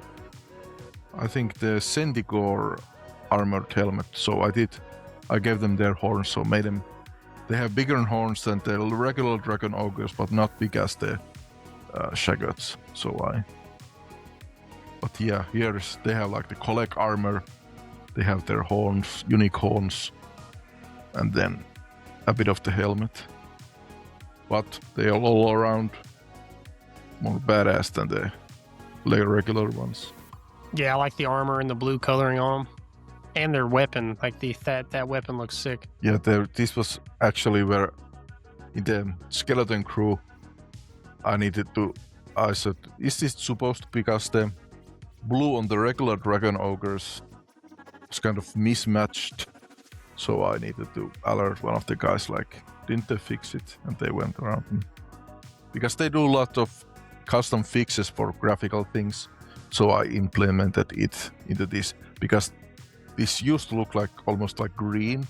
Now it's more blue. CA breaks a lot of their own stuff with the badges, which I even had to fix in the Dark Elf mod. Because currently if you play hand crossbows for the Knight Assassin are invisible. It's not there. So I had to fix it. Yeah, I'm not surprised.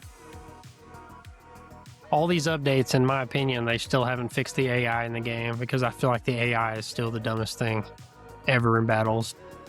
Yeah, maybe it's not sometimes the AI breaks, but they really break the minor graphical stuff between the patches. There's always something little that's broken for some reason. I don't know why they touch the old stuff or how does it happen. There's always something that breaks. Yeah, I don't know how y'all keep up with updating, especially if you have like a bunch of mods. I mean, I feel like that just keeping them all updated to where they'll run and work correctly, I just feel like it would be so much work on that side. If you have like one or two or a few handful of mods, maybe I get it. But like people, like you have like pages and pages of mods.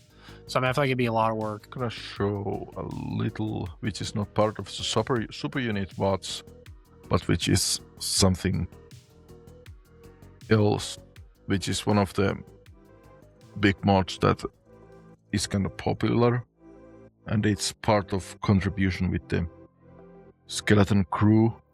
And let me show, because I made the whole chaos rosters from marauders to chosen to warriors as, you know, skeletons for the vampire counts. So they help a lot with the animations, like with the glowing eyes, so I didn't have to do that kind of thing. And have you ever wondered when you play that, is it worth bringing something which is not maybe that good of a unit, but it brings some kind of buff? That what's the word? Should you bring that kind of unit or more of the top damage dealers with you? No, I have that all the time, especially with with Grand Cathay, like the War Drums, or something like that, like a unit that has a buffing ability to those around it. Do I buff my other units, or do I bring a unit that's going to put out more damage to the enemy? Yeah, it's more because the difference, if it's not, it's more for flavor or RP purposes. But with this one, like, this is from the Skeleton Crew. This is from the Nagash mod, I think. They made this awesome mammoth skeleton. So it's a mammoth skeleton which has, the Mortis engine on top of it, and it brings all of those different corpse guard abilities with it. So it's seriously gonna buff your guys. And it'd still be good in combat. That's the crucial part, is still like to have a role. Here's also, since they have this, they also have from the Black Coach, that ability too. So, and here is the regular one.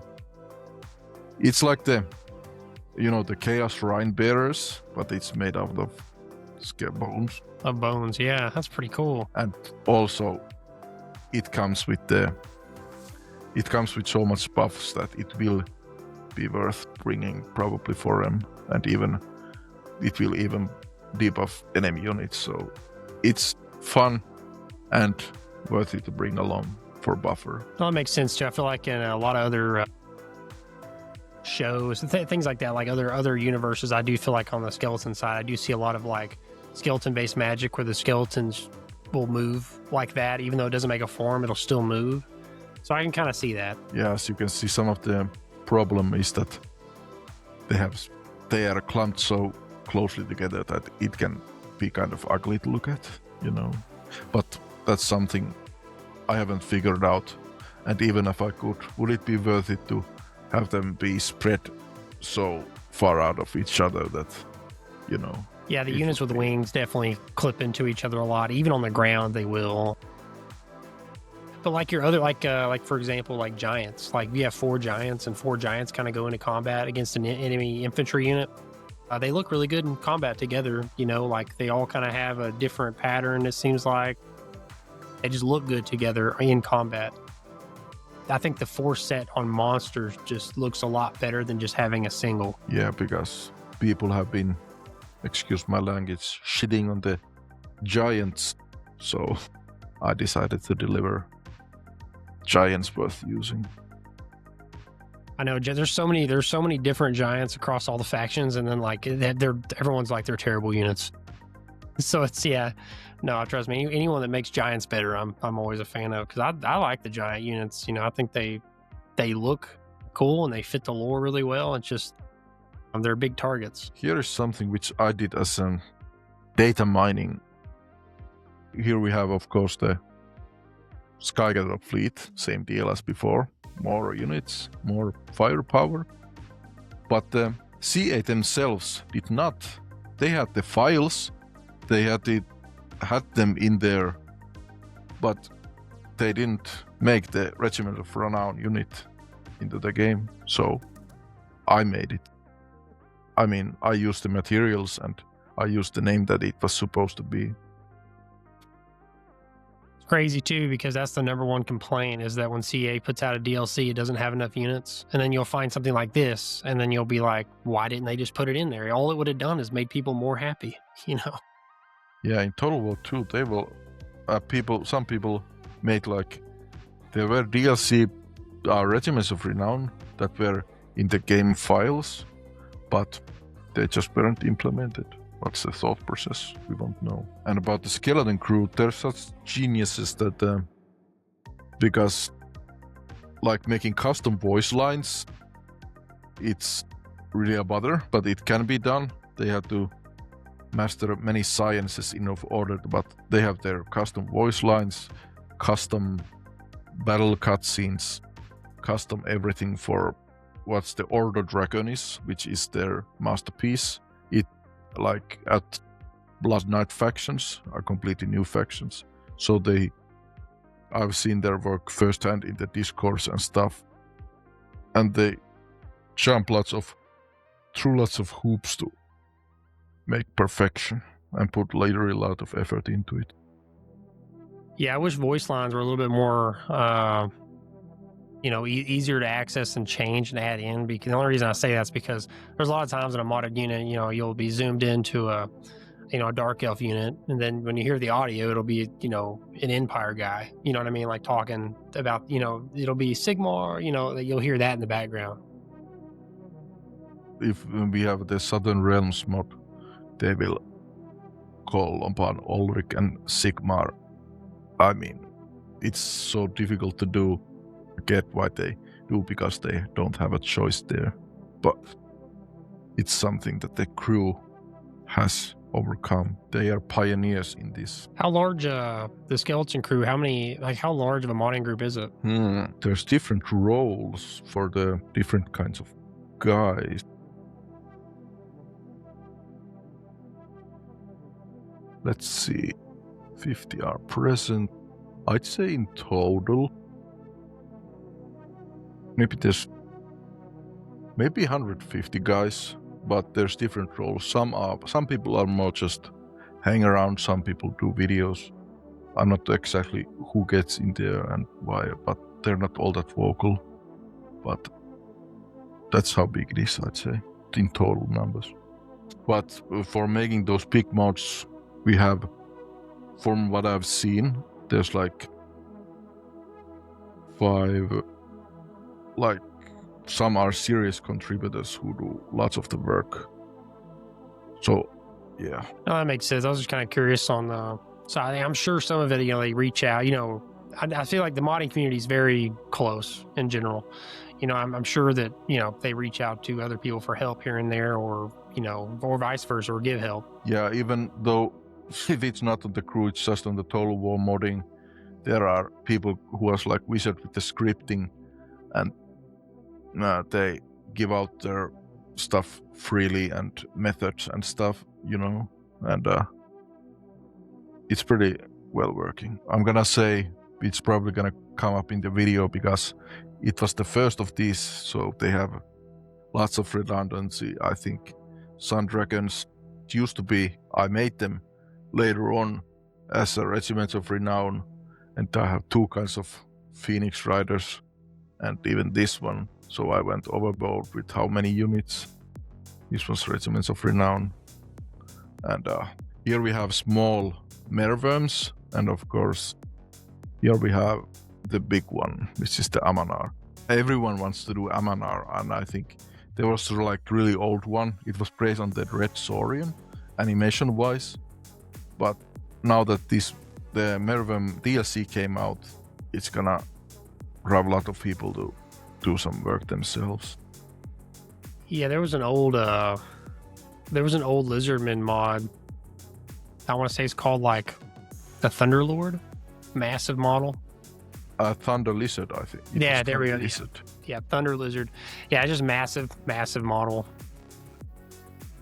That's a big one though. I mean, that's a big one. I also like that you shrunk them down and call them wormlings. Yeah, the name was some of the union. I think I just called them Mereworm. I don't remember, but someone's in the crew shouted, "Hey, call them wormlings," and I went with it. They're like helpful. I just giving some of the names and stuff, and of course, about his size, even though he looks ridiculously large in sieges, he actually, without that much clipping, he actually fits through the gates and stuff like that. Does he really? Yeah, he does. You'll be surprised, but he does fit. He like crawls like just about right, that he tries to he squeezes himself in there. And of course, he's also as an undead variant for vampire lords. I could have, because in the crew lots of guys had like their unique textures, what undead textures, but I ended up, because I was just about gonna finish it, maybe I can do it later. So he will use the same model, and one of the guys in the crew, it was like their older work, like they added a bunch of stuff like these seaweeds, and he's partly the new model, partly the old cinematic model, which was in the Vampire Camp DLC. So, and I didn't make it. Those guys, a couple of guys in the crew were just playing around, and I just, hey, I could use this one, and they were like, go ahead. I can definitely tell a lot of modders are going to be using this to make other units, because like even Trajan V's he's made like a corn version already. So yeah, I'm not surprised. It's just a really good looking model, really good looking units. Like I could definitely see people making, you know, their versions of it for different factions.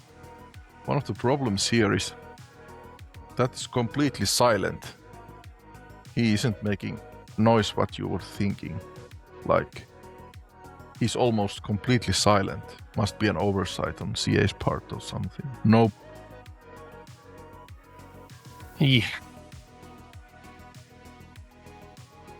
As you can see, like Imric has his unique dragon, so I used that unique dragon, and as a, you know, I didn't want unique textures to go to waste, so I ended up making the most top unit with him. No, everybody's always asking for more dragons. That's probably one of the most highly sought thing I've seen in High Elves, is everyone going, you know, add more dragons, more dragons. So yeah, no, they'll definitely like that.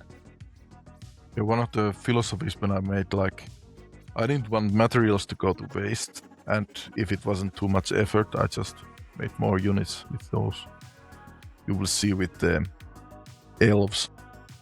Some of them used to be like different tiers of units, so I just later revert them. So it's a regiment of renown. They use the unique dragon texture, which is the mount of the Sisters of Twilight. Same thing with one of the other units. But they also later added these different kinds of 3-men, and they have the same kind of. You will see when you cover them. Think, what faction should I? Was there missing? I added regiments of renown of Thunderlords. There wasn't anything special about it. This is what I'm gonna show you. Yeah, regiments from Stonehorn pack. Also, these have regiments of renown. Also, I think that's appropriate. Because, yeah, like I'll show you what was missing. And I'll comment a little bit on as you said, these are not that interesting, nothing special. Because I was thinking, what I'm gonna do with them. I was thinking, I'm not gonna completely remodel them. So I went with the safe option, and I'll just add some more bone accessories. And even though you wouldn't probably see them, I added a bunch of scars on them, and then call it a day. So they are super gorgeous, and that's it. Do you like Gorger units? Are they scaled up in size a little bit, or are they about the same size? They are a bit larger, I think, like 15% maybe, 20 at most. So as for the Stonehorns, you know, since the base game has the unique one with them, I used that, but I also removed some of the magic effects on them to make them as a little bit stand out-ish. But yeah, regiments of renown, everyone loves those. And Thundertusk. Have you ever seen a Thundertusk die in game? If I have to be honest. Because I hadn't either before someone in the crew told me. Because when they like freeze solid and change into this, so I thought I just used that as a. So you took their death looking pretty much, put that as their main. Yeah, like they're just mysterious Thundertusks that might be walking mountains or something. It could be kind of cool too, because you almost could put it like an aged version. You know what I mean? Obviously, all animals die of old age, right? So I mean, this could be like they're at an older age, more powerful, but they're at the end of their lifespan pretty much. Yeah, I left it ambiguous in the description about what they are and where do they come from. Here is one of the, which I had standalone, like Eshin Man-Eaters, which are normal units, like they have 12 models, not that much HP, but they are sneaky guys. And in my laziness, I just tossed this over into this mod when you saw the one doing the tricks. It's the same model. I just...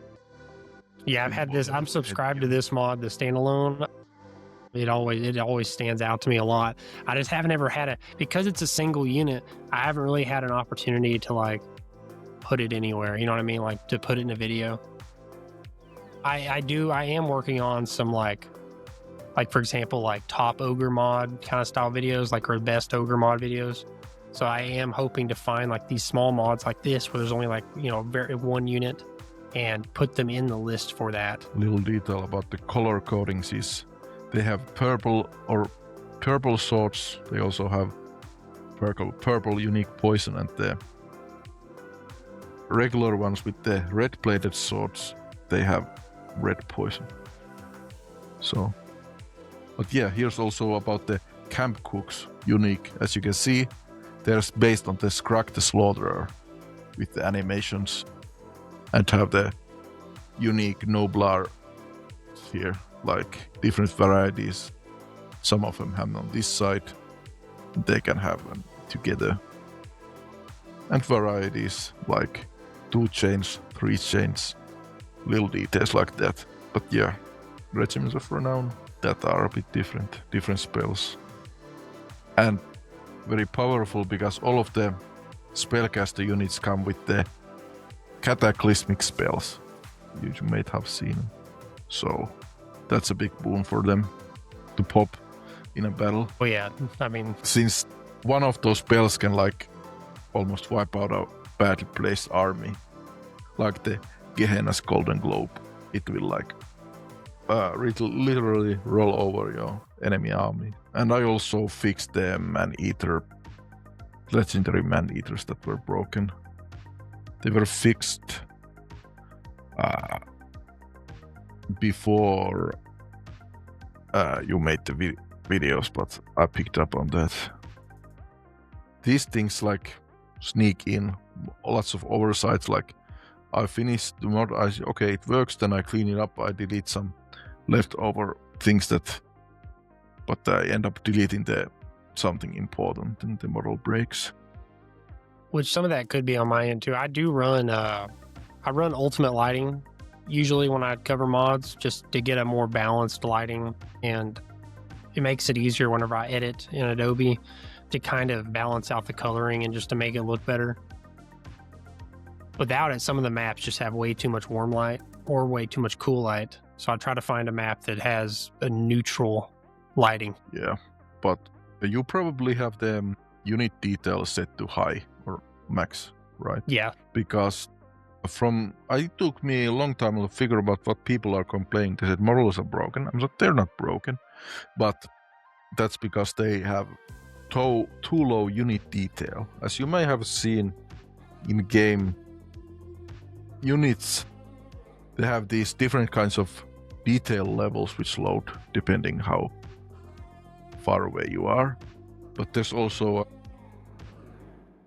different shader type to the model, like the low detail one uses something which is not compatible with the up close, and it saves me effort and time if I just put in the max detail model, but on lower unit setting, unit detail, the model will break actually.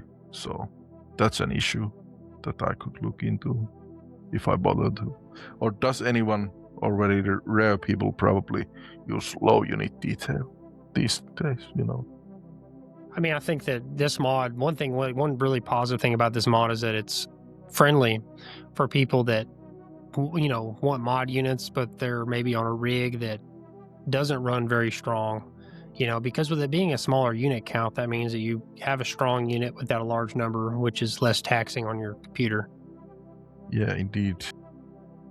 that's also another thing that I like to utilize, because I'm not judging them per se, but they like, when they made they will like, I'm gonna take the medallion from the witch hunter, I'm gonna put it here, I'm gonna take the hat from something, I'm gonna take the feather from another model, etc. They will end up like, it will end up being a Frankenstein of like 15 models, and that means it will have to load more 3D meshes, and it will also have to load all those textures in memory. So that's why I like to use few different models and textures as possible in one unit. Yeah, there's a few Asian-based mods that I've ran, like Walk with the Dragon, or I'm pretty sure it's Walk with the Dragon.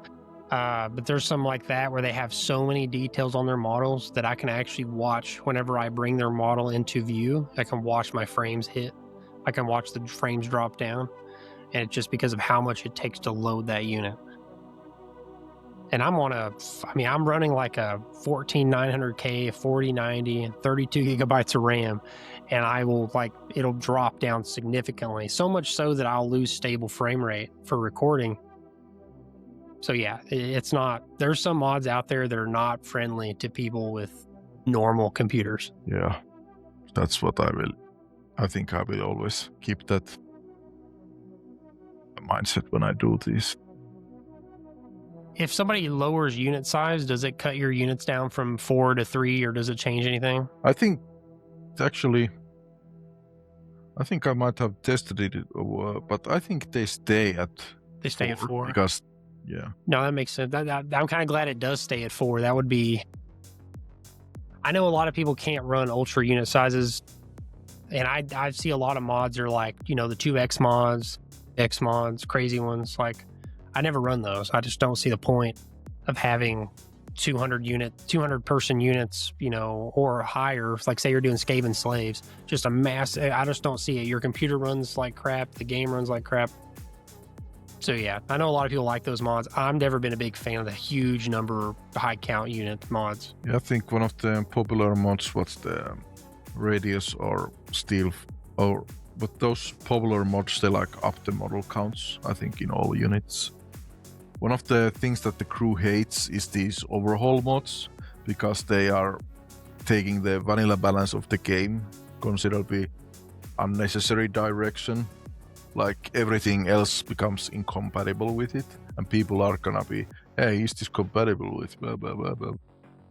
Yeah, no, I get that. The compatibility side. A lot of people don't understand that, like, when you make these major changes, it's gonna ruin compatibility with anything else that makes major changes. Because Golgfag and the Man-Eat, they had the same skeleton, which is unique ogre skeleton. I just gave Golgfag's animation to these guys, so that was simple and fast thing to do, and I think it's satisfying to see them just because they will do this kind of stuff, Here's something I will tell what's become apparent. These guys and what else? Yeah, the Raglat's Armored Orcs, apparently, looking at in the data mining, they are deleted units, or they're supposed to be, from a Dogs of War DLC because of the faction tags that they have on them. So that's one of the DLCs we probably have missed and might never come out in the future. And I think it's crazy because that's such a sought after DLC that so many people wanted that, Because the way we see with Golgfag, he already has mercenary mechanics. Maybe they just dumped it to him, and same thing, they just dumped the paymaster for his lord selection that it's supposed to be. Is there any future DLC that you would like to see for the game, or like any additions they haven't done yet or talked about? This comes to the next thing that's also related. Since the Marienburg landship, surprise surprise, its faction tags suggest either Marienburg or Southern Realms that it's supposed to be a part of before they gave it to Elspeth. But I mean, it's the only placeholder faction left, the Southern Realms, so it would be a big shame if they never fleshed them out. Since Kislev was fleshed out in the third game, why is such a popular human faction like Southern Realms / Border Princess still unaddressed? That's what I would think would be the most fitting DLC to do. No, I think you're 100% right on that. I know I'm not as lore up to date as other people, but I know that on new factions, Snake Men, I think that would be one to be really interesting. Though a lot of people say that's too close to like lizard men and stuff like that, but looking at them, snake men, they have slaves, things like that. What's the fascination about the snake? Aren't they called Kuresh or something? Yeah, I want to say it's Kuresh, and then they're like they do have like they're just a big like all snake men, but then they also like big on their slavery. Like slavery is a big thing for them. So it'd have to be a mechanic involving that, and then obviously like the slaves would fight for them too, if I'm remembering correctly on all this. Because they were not were they just offhand mentioned in the old lore, or did they bring them to the old world?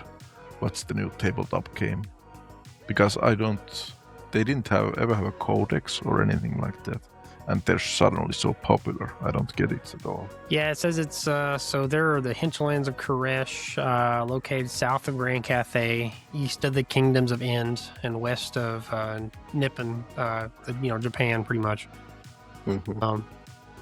I don't know if they fleshed out in that direction. I feel like it would have to be a thing where like they look at adding this entire region. You know what I mean? If they would have to be like something that they would have to put considerable effort into. The chances of it happening are probably low unless they're planning on more than just one new faction. Personally, I don't give a hoot about the snakes.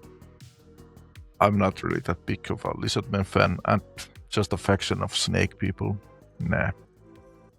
I wouldn't mind Nippon either, like just having or Nippon. I don't know if it's Nippon or Nippon, but I just pretty much having like the Japan. Indeed.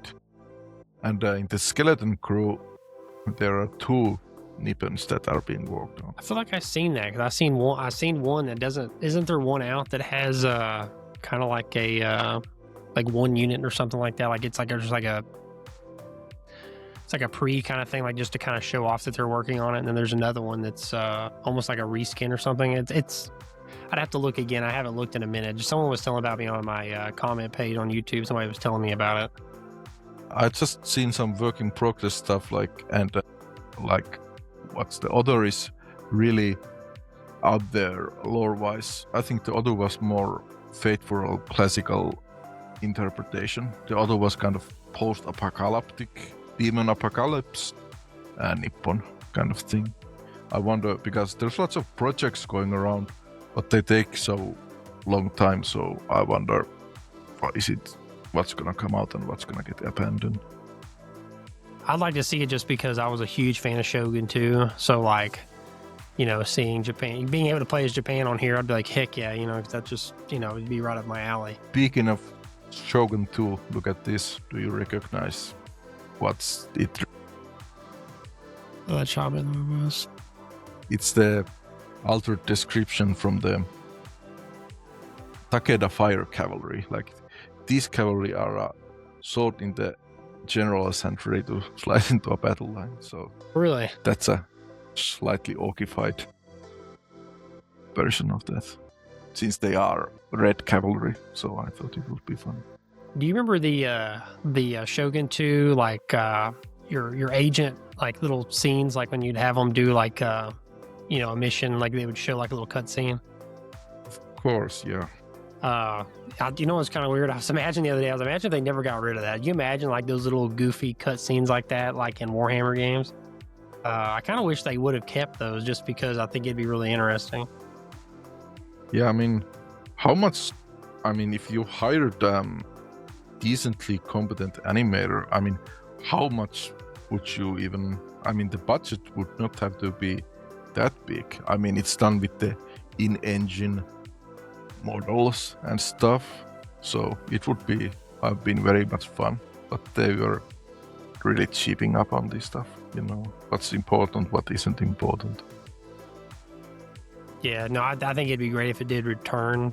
Just imagining like you send your agent off to do something and like you get a little cutscene and it's Warhammer themed. I think it'd be like, I think a lot of people would like that little tidbit. I play most of this single player anyway. So I don't feel like it would bother me to watch a cutscene or just have a setting in the options where you can just turn them off. If you were wanting to make your game go faster, to get through stuff. Yeah. But the matchups would be so numerous, so it would be, unless you just make faction versus faction instead of character type versus character type or something like that. I mean, it would still, if you would make like for every Night Goblin, Warboss, assassinating another different kind of agents, it would be too much. Yeah. I mean, I imagine it would pretty much be like they would have to just have like, let's say, they'd have like a set of the same backdrops over and over and over, and then just like change that model over. I mean, I guess it would be a lot of work to do it throughout every single faction. I mean, I get that, but at the same time, I don't think it would be like a terrible waste of resources. But the thing with the Skeleton Crew, where we take criticize a lot, are, as we've said, the CA is really cheap about what gets made, what doesn't get made, and how little product we might get in the end. Anything that's completely not critical will get axed. Hey, they would have so much more resources and free time if they would quit putting out games that nobody wants, like Total War Pharaoh. Even, what's the one before it? The Trojan. It's like it's all their games they were calling like Saga games. All of those to me were like, I just don't think that they were unique enough to really exist. I think they're like, oh, we used them to test out new features and things like that. It's like, do that with beta testing. Do that with behind the doors. Like, don't do that with us. We don't want to pay for your testing. Yeah, I mean, because of the IP and Warhammer, it would be like money printing machine if they have focused more on it. But of course, like before they announced 40k, my included, we were like, what the heck, why are they not making a 40k? And then let's see, if it's Faithful game, I think it might be too okay. But if they do it like Dawnfall 3, where they like try to take it to new brave directions, that's too casual and too different, then I told everyone for a long time that it was going to be Warhammer 40k just because they already have a partnership, they already have a working relationship with Games Workshop, and it's already an IP that's popular and sells well. So I already knew that was going to be kind of the direction they went. There's just a lot of denial out there.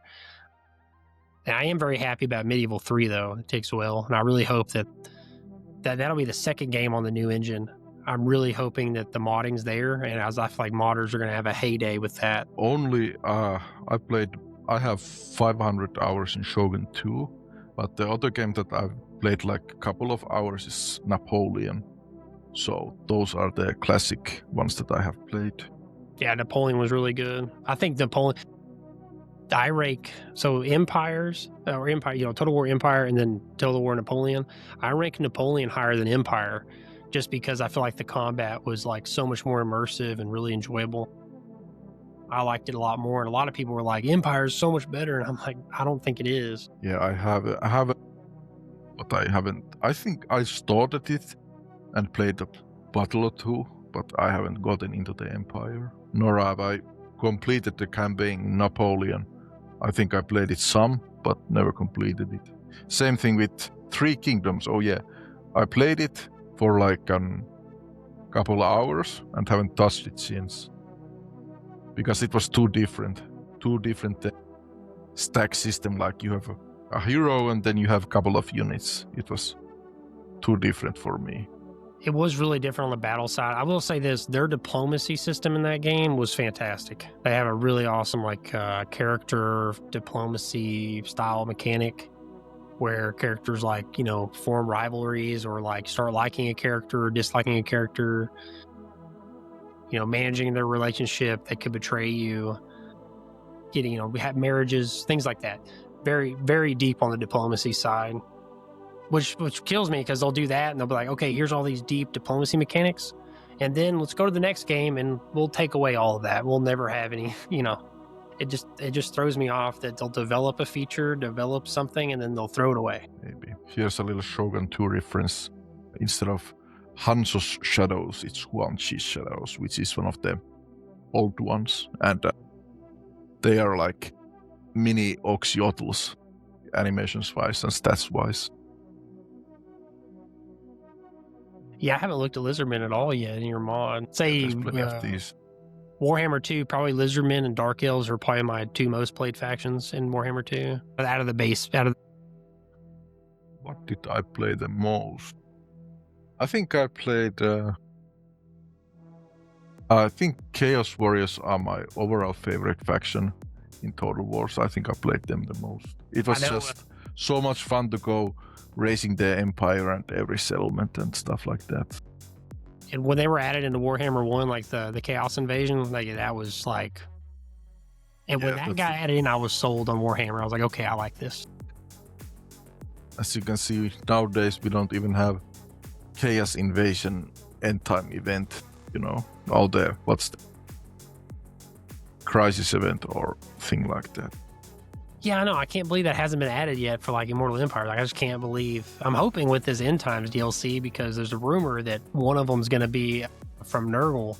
Maybe there will be like a Chaos, put in, End Times kind of event, Crisis.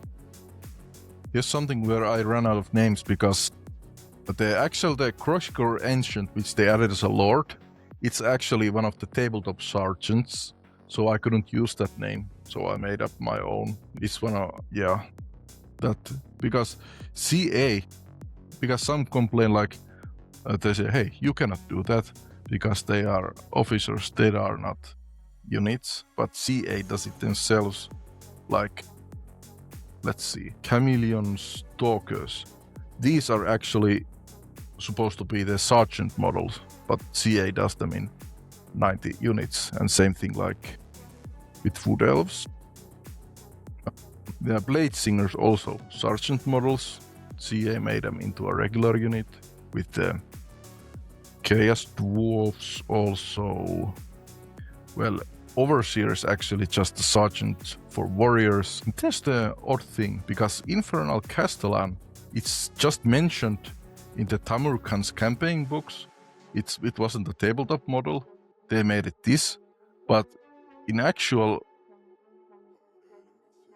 tabletop and the lore, Death Masks are actually supposed to be the leaders of Infernal Guard regiments, not these guys. So it was strange. You can see how they kind of took their creative freedom to kind of swap it. Yeah, and think about this. Since the name Death Mask, you would think it implies that they are willing to serve in the Infernal Guard forever, not ever taking their mask off. That's gonna be their Death Mask. But yet these guys, they are redeemed themselves, or I don't know, like, what's the hierarchy that they're occupying? Maybe I'm not even knowing what I'm gonna say myself. No, it kind of makes sense, because I mean, like, you look at him, you would think that based off how he looks, you would think he would be the one that's underneath, you know what I mean? Like, not like a regular, soldier type, instead of the ones actually wearing the helm. Yeah. You were saying something about these guys, like, that's a decent power for long range, but something was missing. Or like, there should have been more models, but less power.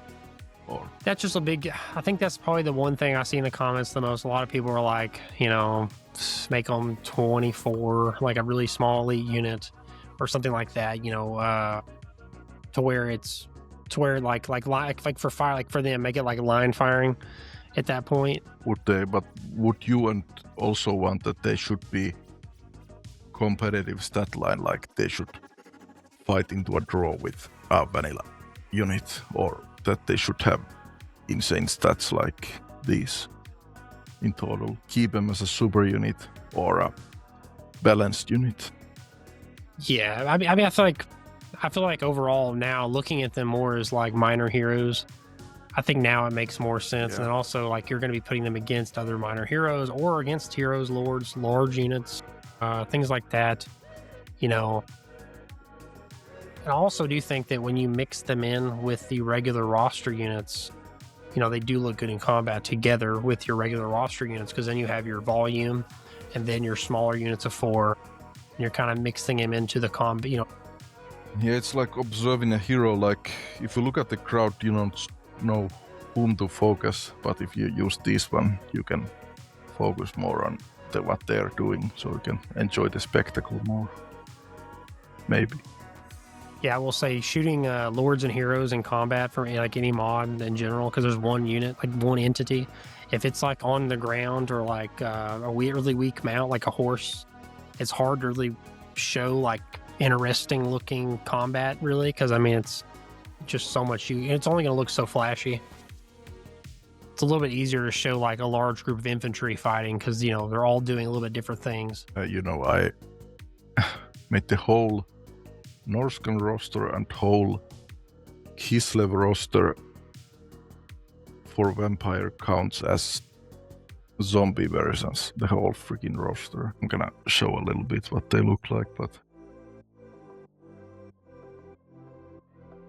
yeah, they didn't take as much effort as you think it would, or maybe it also, but I can't remember. But every Kislev unit has zombies, and it makes sense that they can speak their human lines, because they're vampire ghost zombies that can talk, you know. No, it does kind of make sense. Armored Kossars.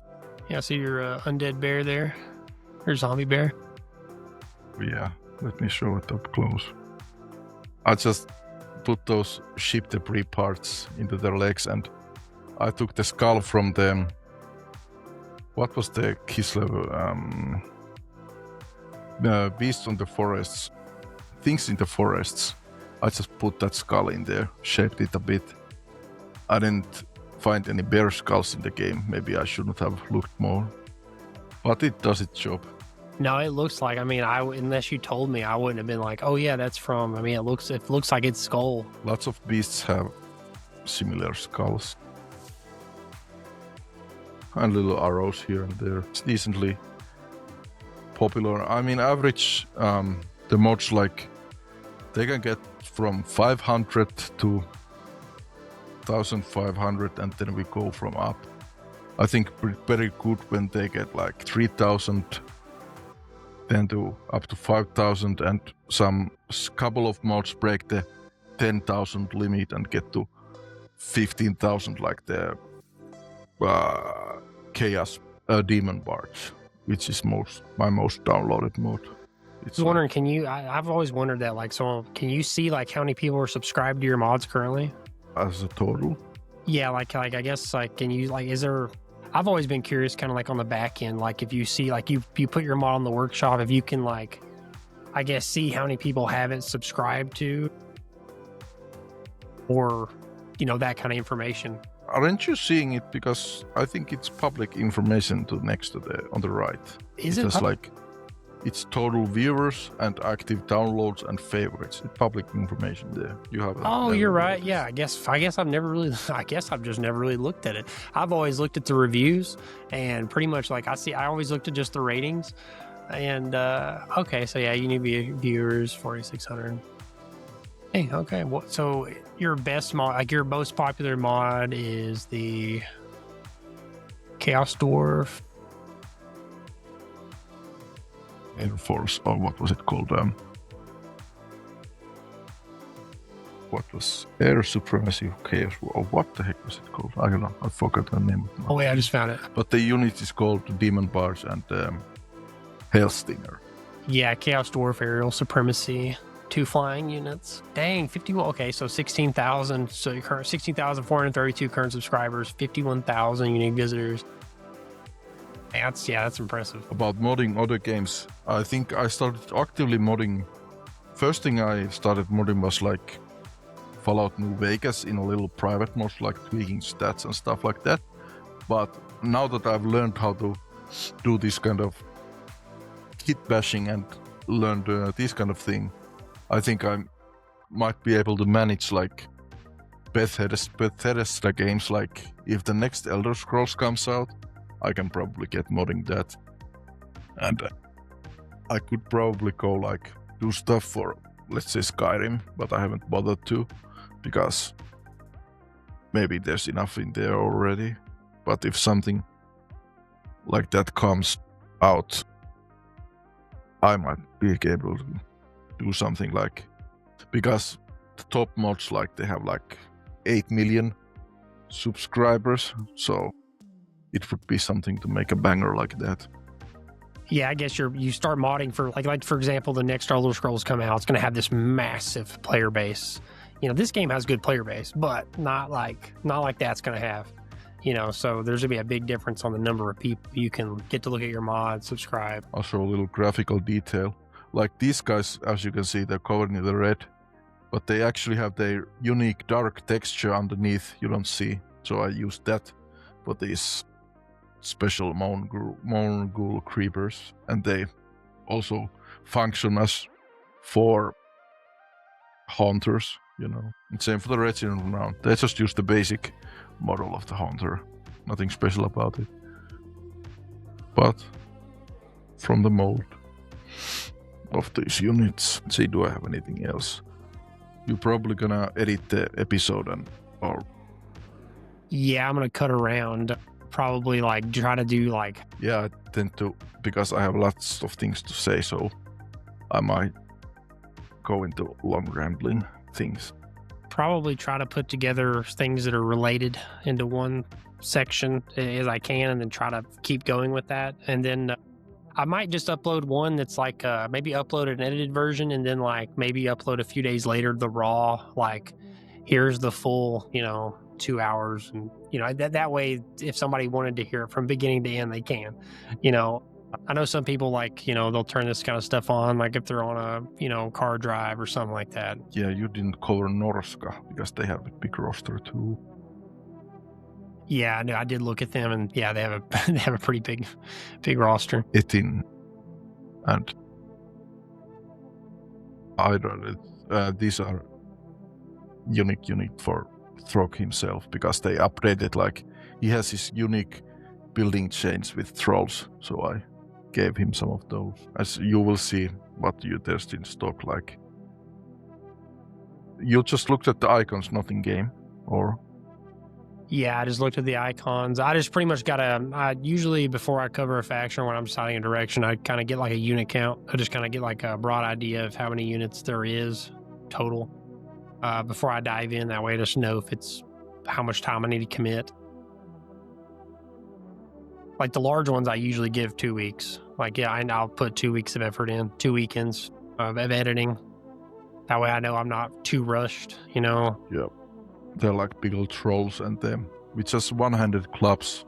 The same model as the ice trolls, but they have the different texture, which is strange because the armored trolls, they have a different kind of bigger club, but it does the same damage as the normal one.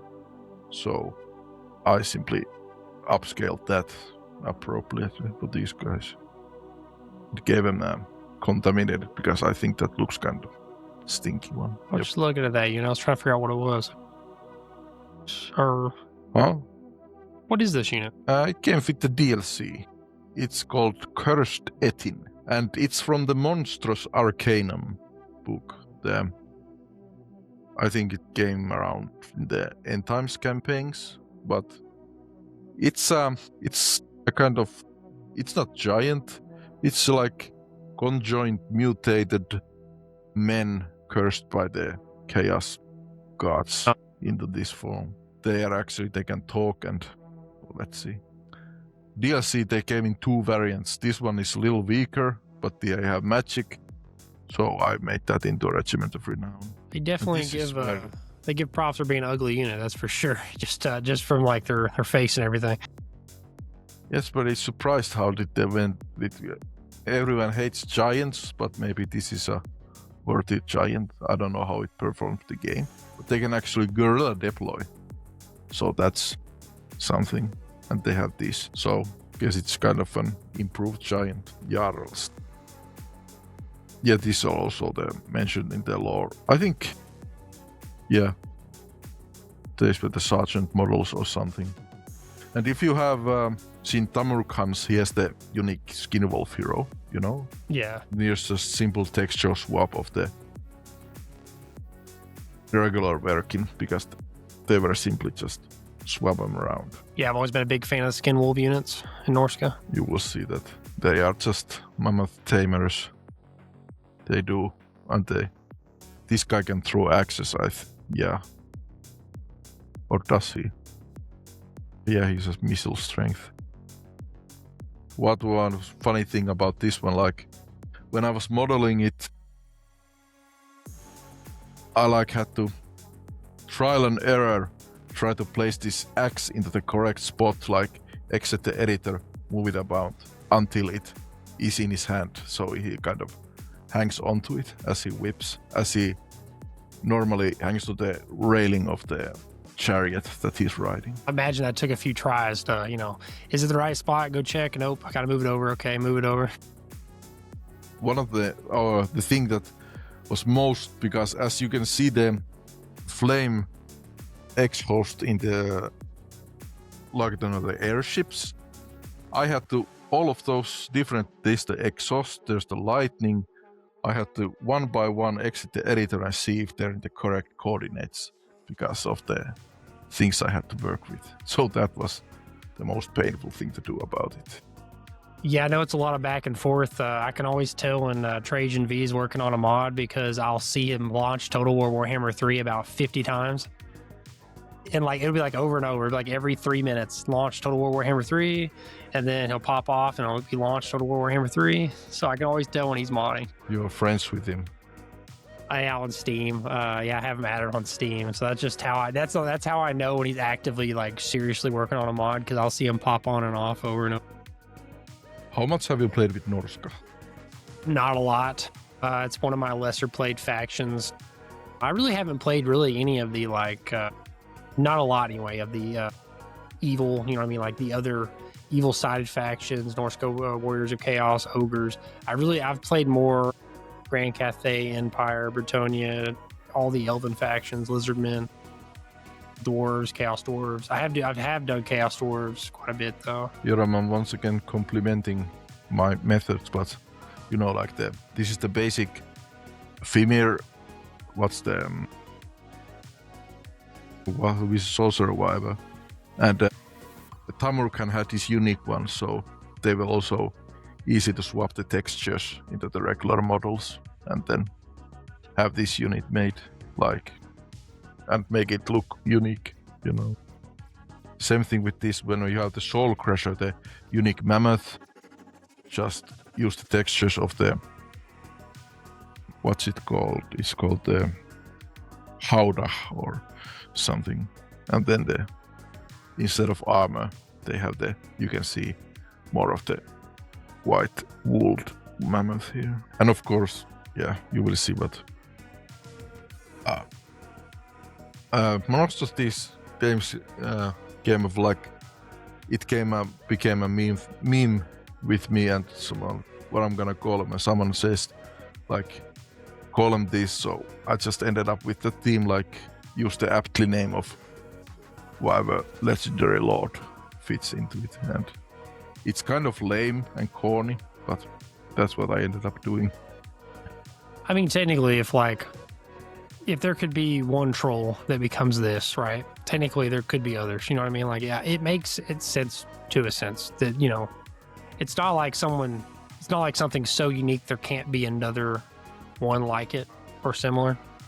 So I kind of get it. I mean, that's what he's dreaming about, and the End Times have now given it to him. Let's see, anything else? Yeah, look at the Skaven to go through to also. Yeah, they have decent roster. Even this is not exactly a super unit, but because it's a sergeant model also, I just ended up doing a low tier spammable unit. It was a problem when the AI could recruit, because they would recruit only this one, and it could get tiresome. So yeah, also you were talking about actually that dwarves were missing something, right? I want to say, I thought you added on to the dwarves, maybe. I could be wrong. You were saying like they only have these kind of melee units. They have that one artillery. Yeah, I was saying they only had one. I was really hoping like their organ guns, there would be like a formation, kind of style thing for those.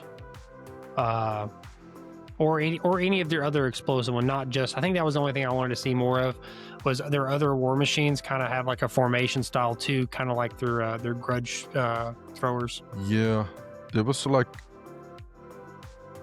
I mean, but I never liked flame cannons, so because I don't use them, I don't think that. I'm not a fan of the flame cannon earlier. It'd either be probably the regular cannon right there on the left, or the organ gun style, like it'd be one of those two. I feel like would probably be a good match.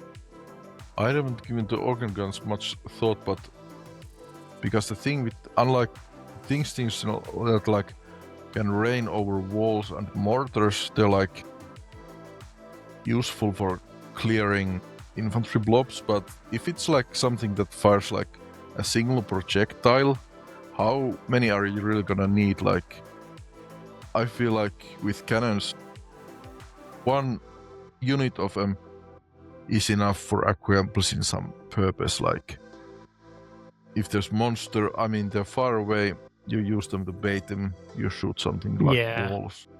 Organ guns do explosive though, right? They're not just like, are they also just armor piercing? They are simple, just one target, like per shot. So they are kind of similar, like to cannons in that regard. Less range, more DPS up close. It's not possible to change like their, to give them maybe like an alternative ammo type to where it shoots explosive. Sure, it would be, possible. Yeah, but let me see. Yeah, these things, they were right on the cutting floor. Like, I was really considering them, but somehow I just forget about it. I think here we have actually a remnant of it. I made a copy of the unit, but I never worked on it. Like, I've marked it with, but it just got left on the cutting room floor and forgotten about. Yeah, I think that one or two, that was the only thing I really said, not really negatively. The only thing I gave feedback on, I think, on the dwarfs was that. And then I can't remember if there was anything for the Chaos Dwarfs. Nothing's really popping in my head. You said that, yeah, because they had the artillery. Ridiculous. Yeah, those are. Yeah, that one definitely has it. That will take out anything. You have 4 Dreadquake mortars hitting. Yeah, it's done. Yeah, you see, you had more. That's what I think that, because I did dwarfs and chaos dwarfs in the same video, I was kind of able to contrast them side by side. I feel like the chaos dwarfs just had a lot better roster with your mod compared to the dwarfs. Or just a lot more interesting roster, if that makes sense. Yeah, since dwarves, they don't write anything, they just have melee infantry or ranged, so there's a little chance to do variety, and if you want anti-large, you gotta go to the slayers, so they don't have that much team. But as you can see, these textures are also CA made. They are in the files, but they are not used. Same thing with these.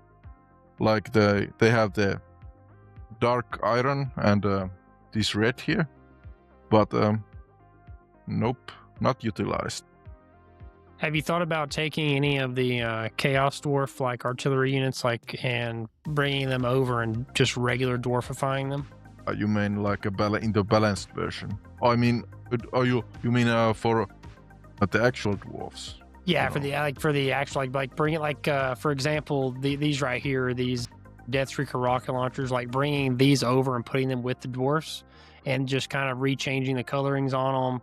Obviously, putting regular dwarfs on them and maybe some other little small details.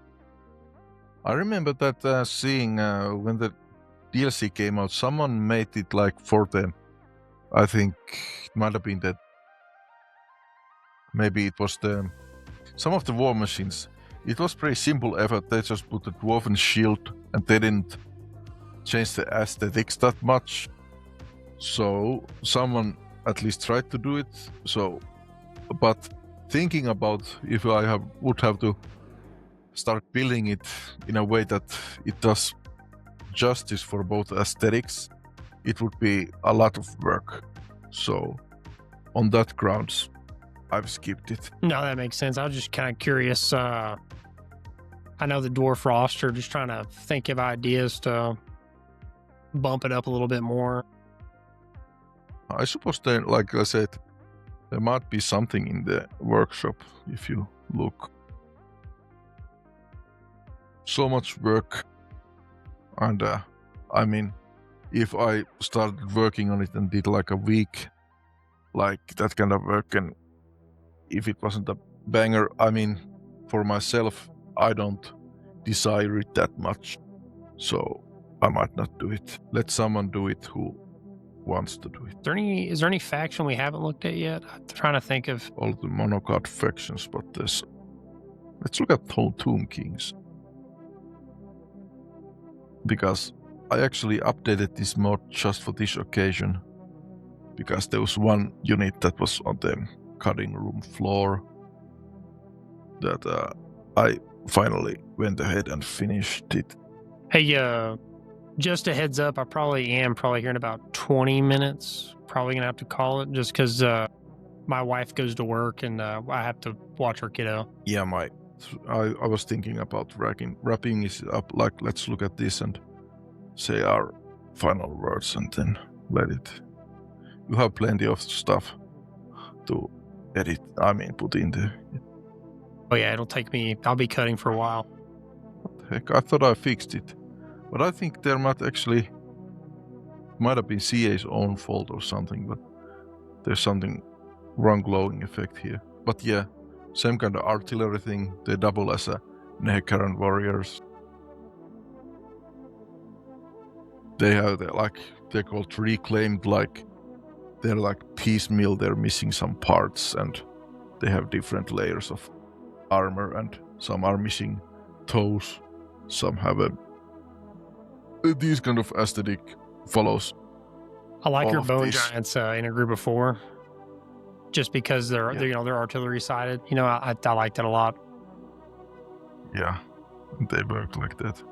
Same thing with these missing fingers, missing bits and pieces, and that they're not the real thing. They don't have the bounce spells, so I think it does the lore decent justice.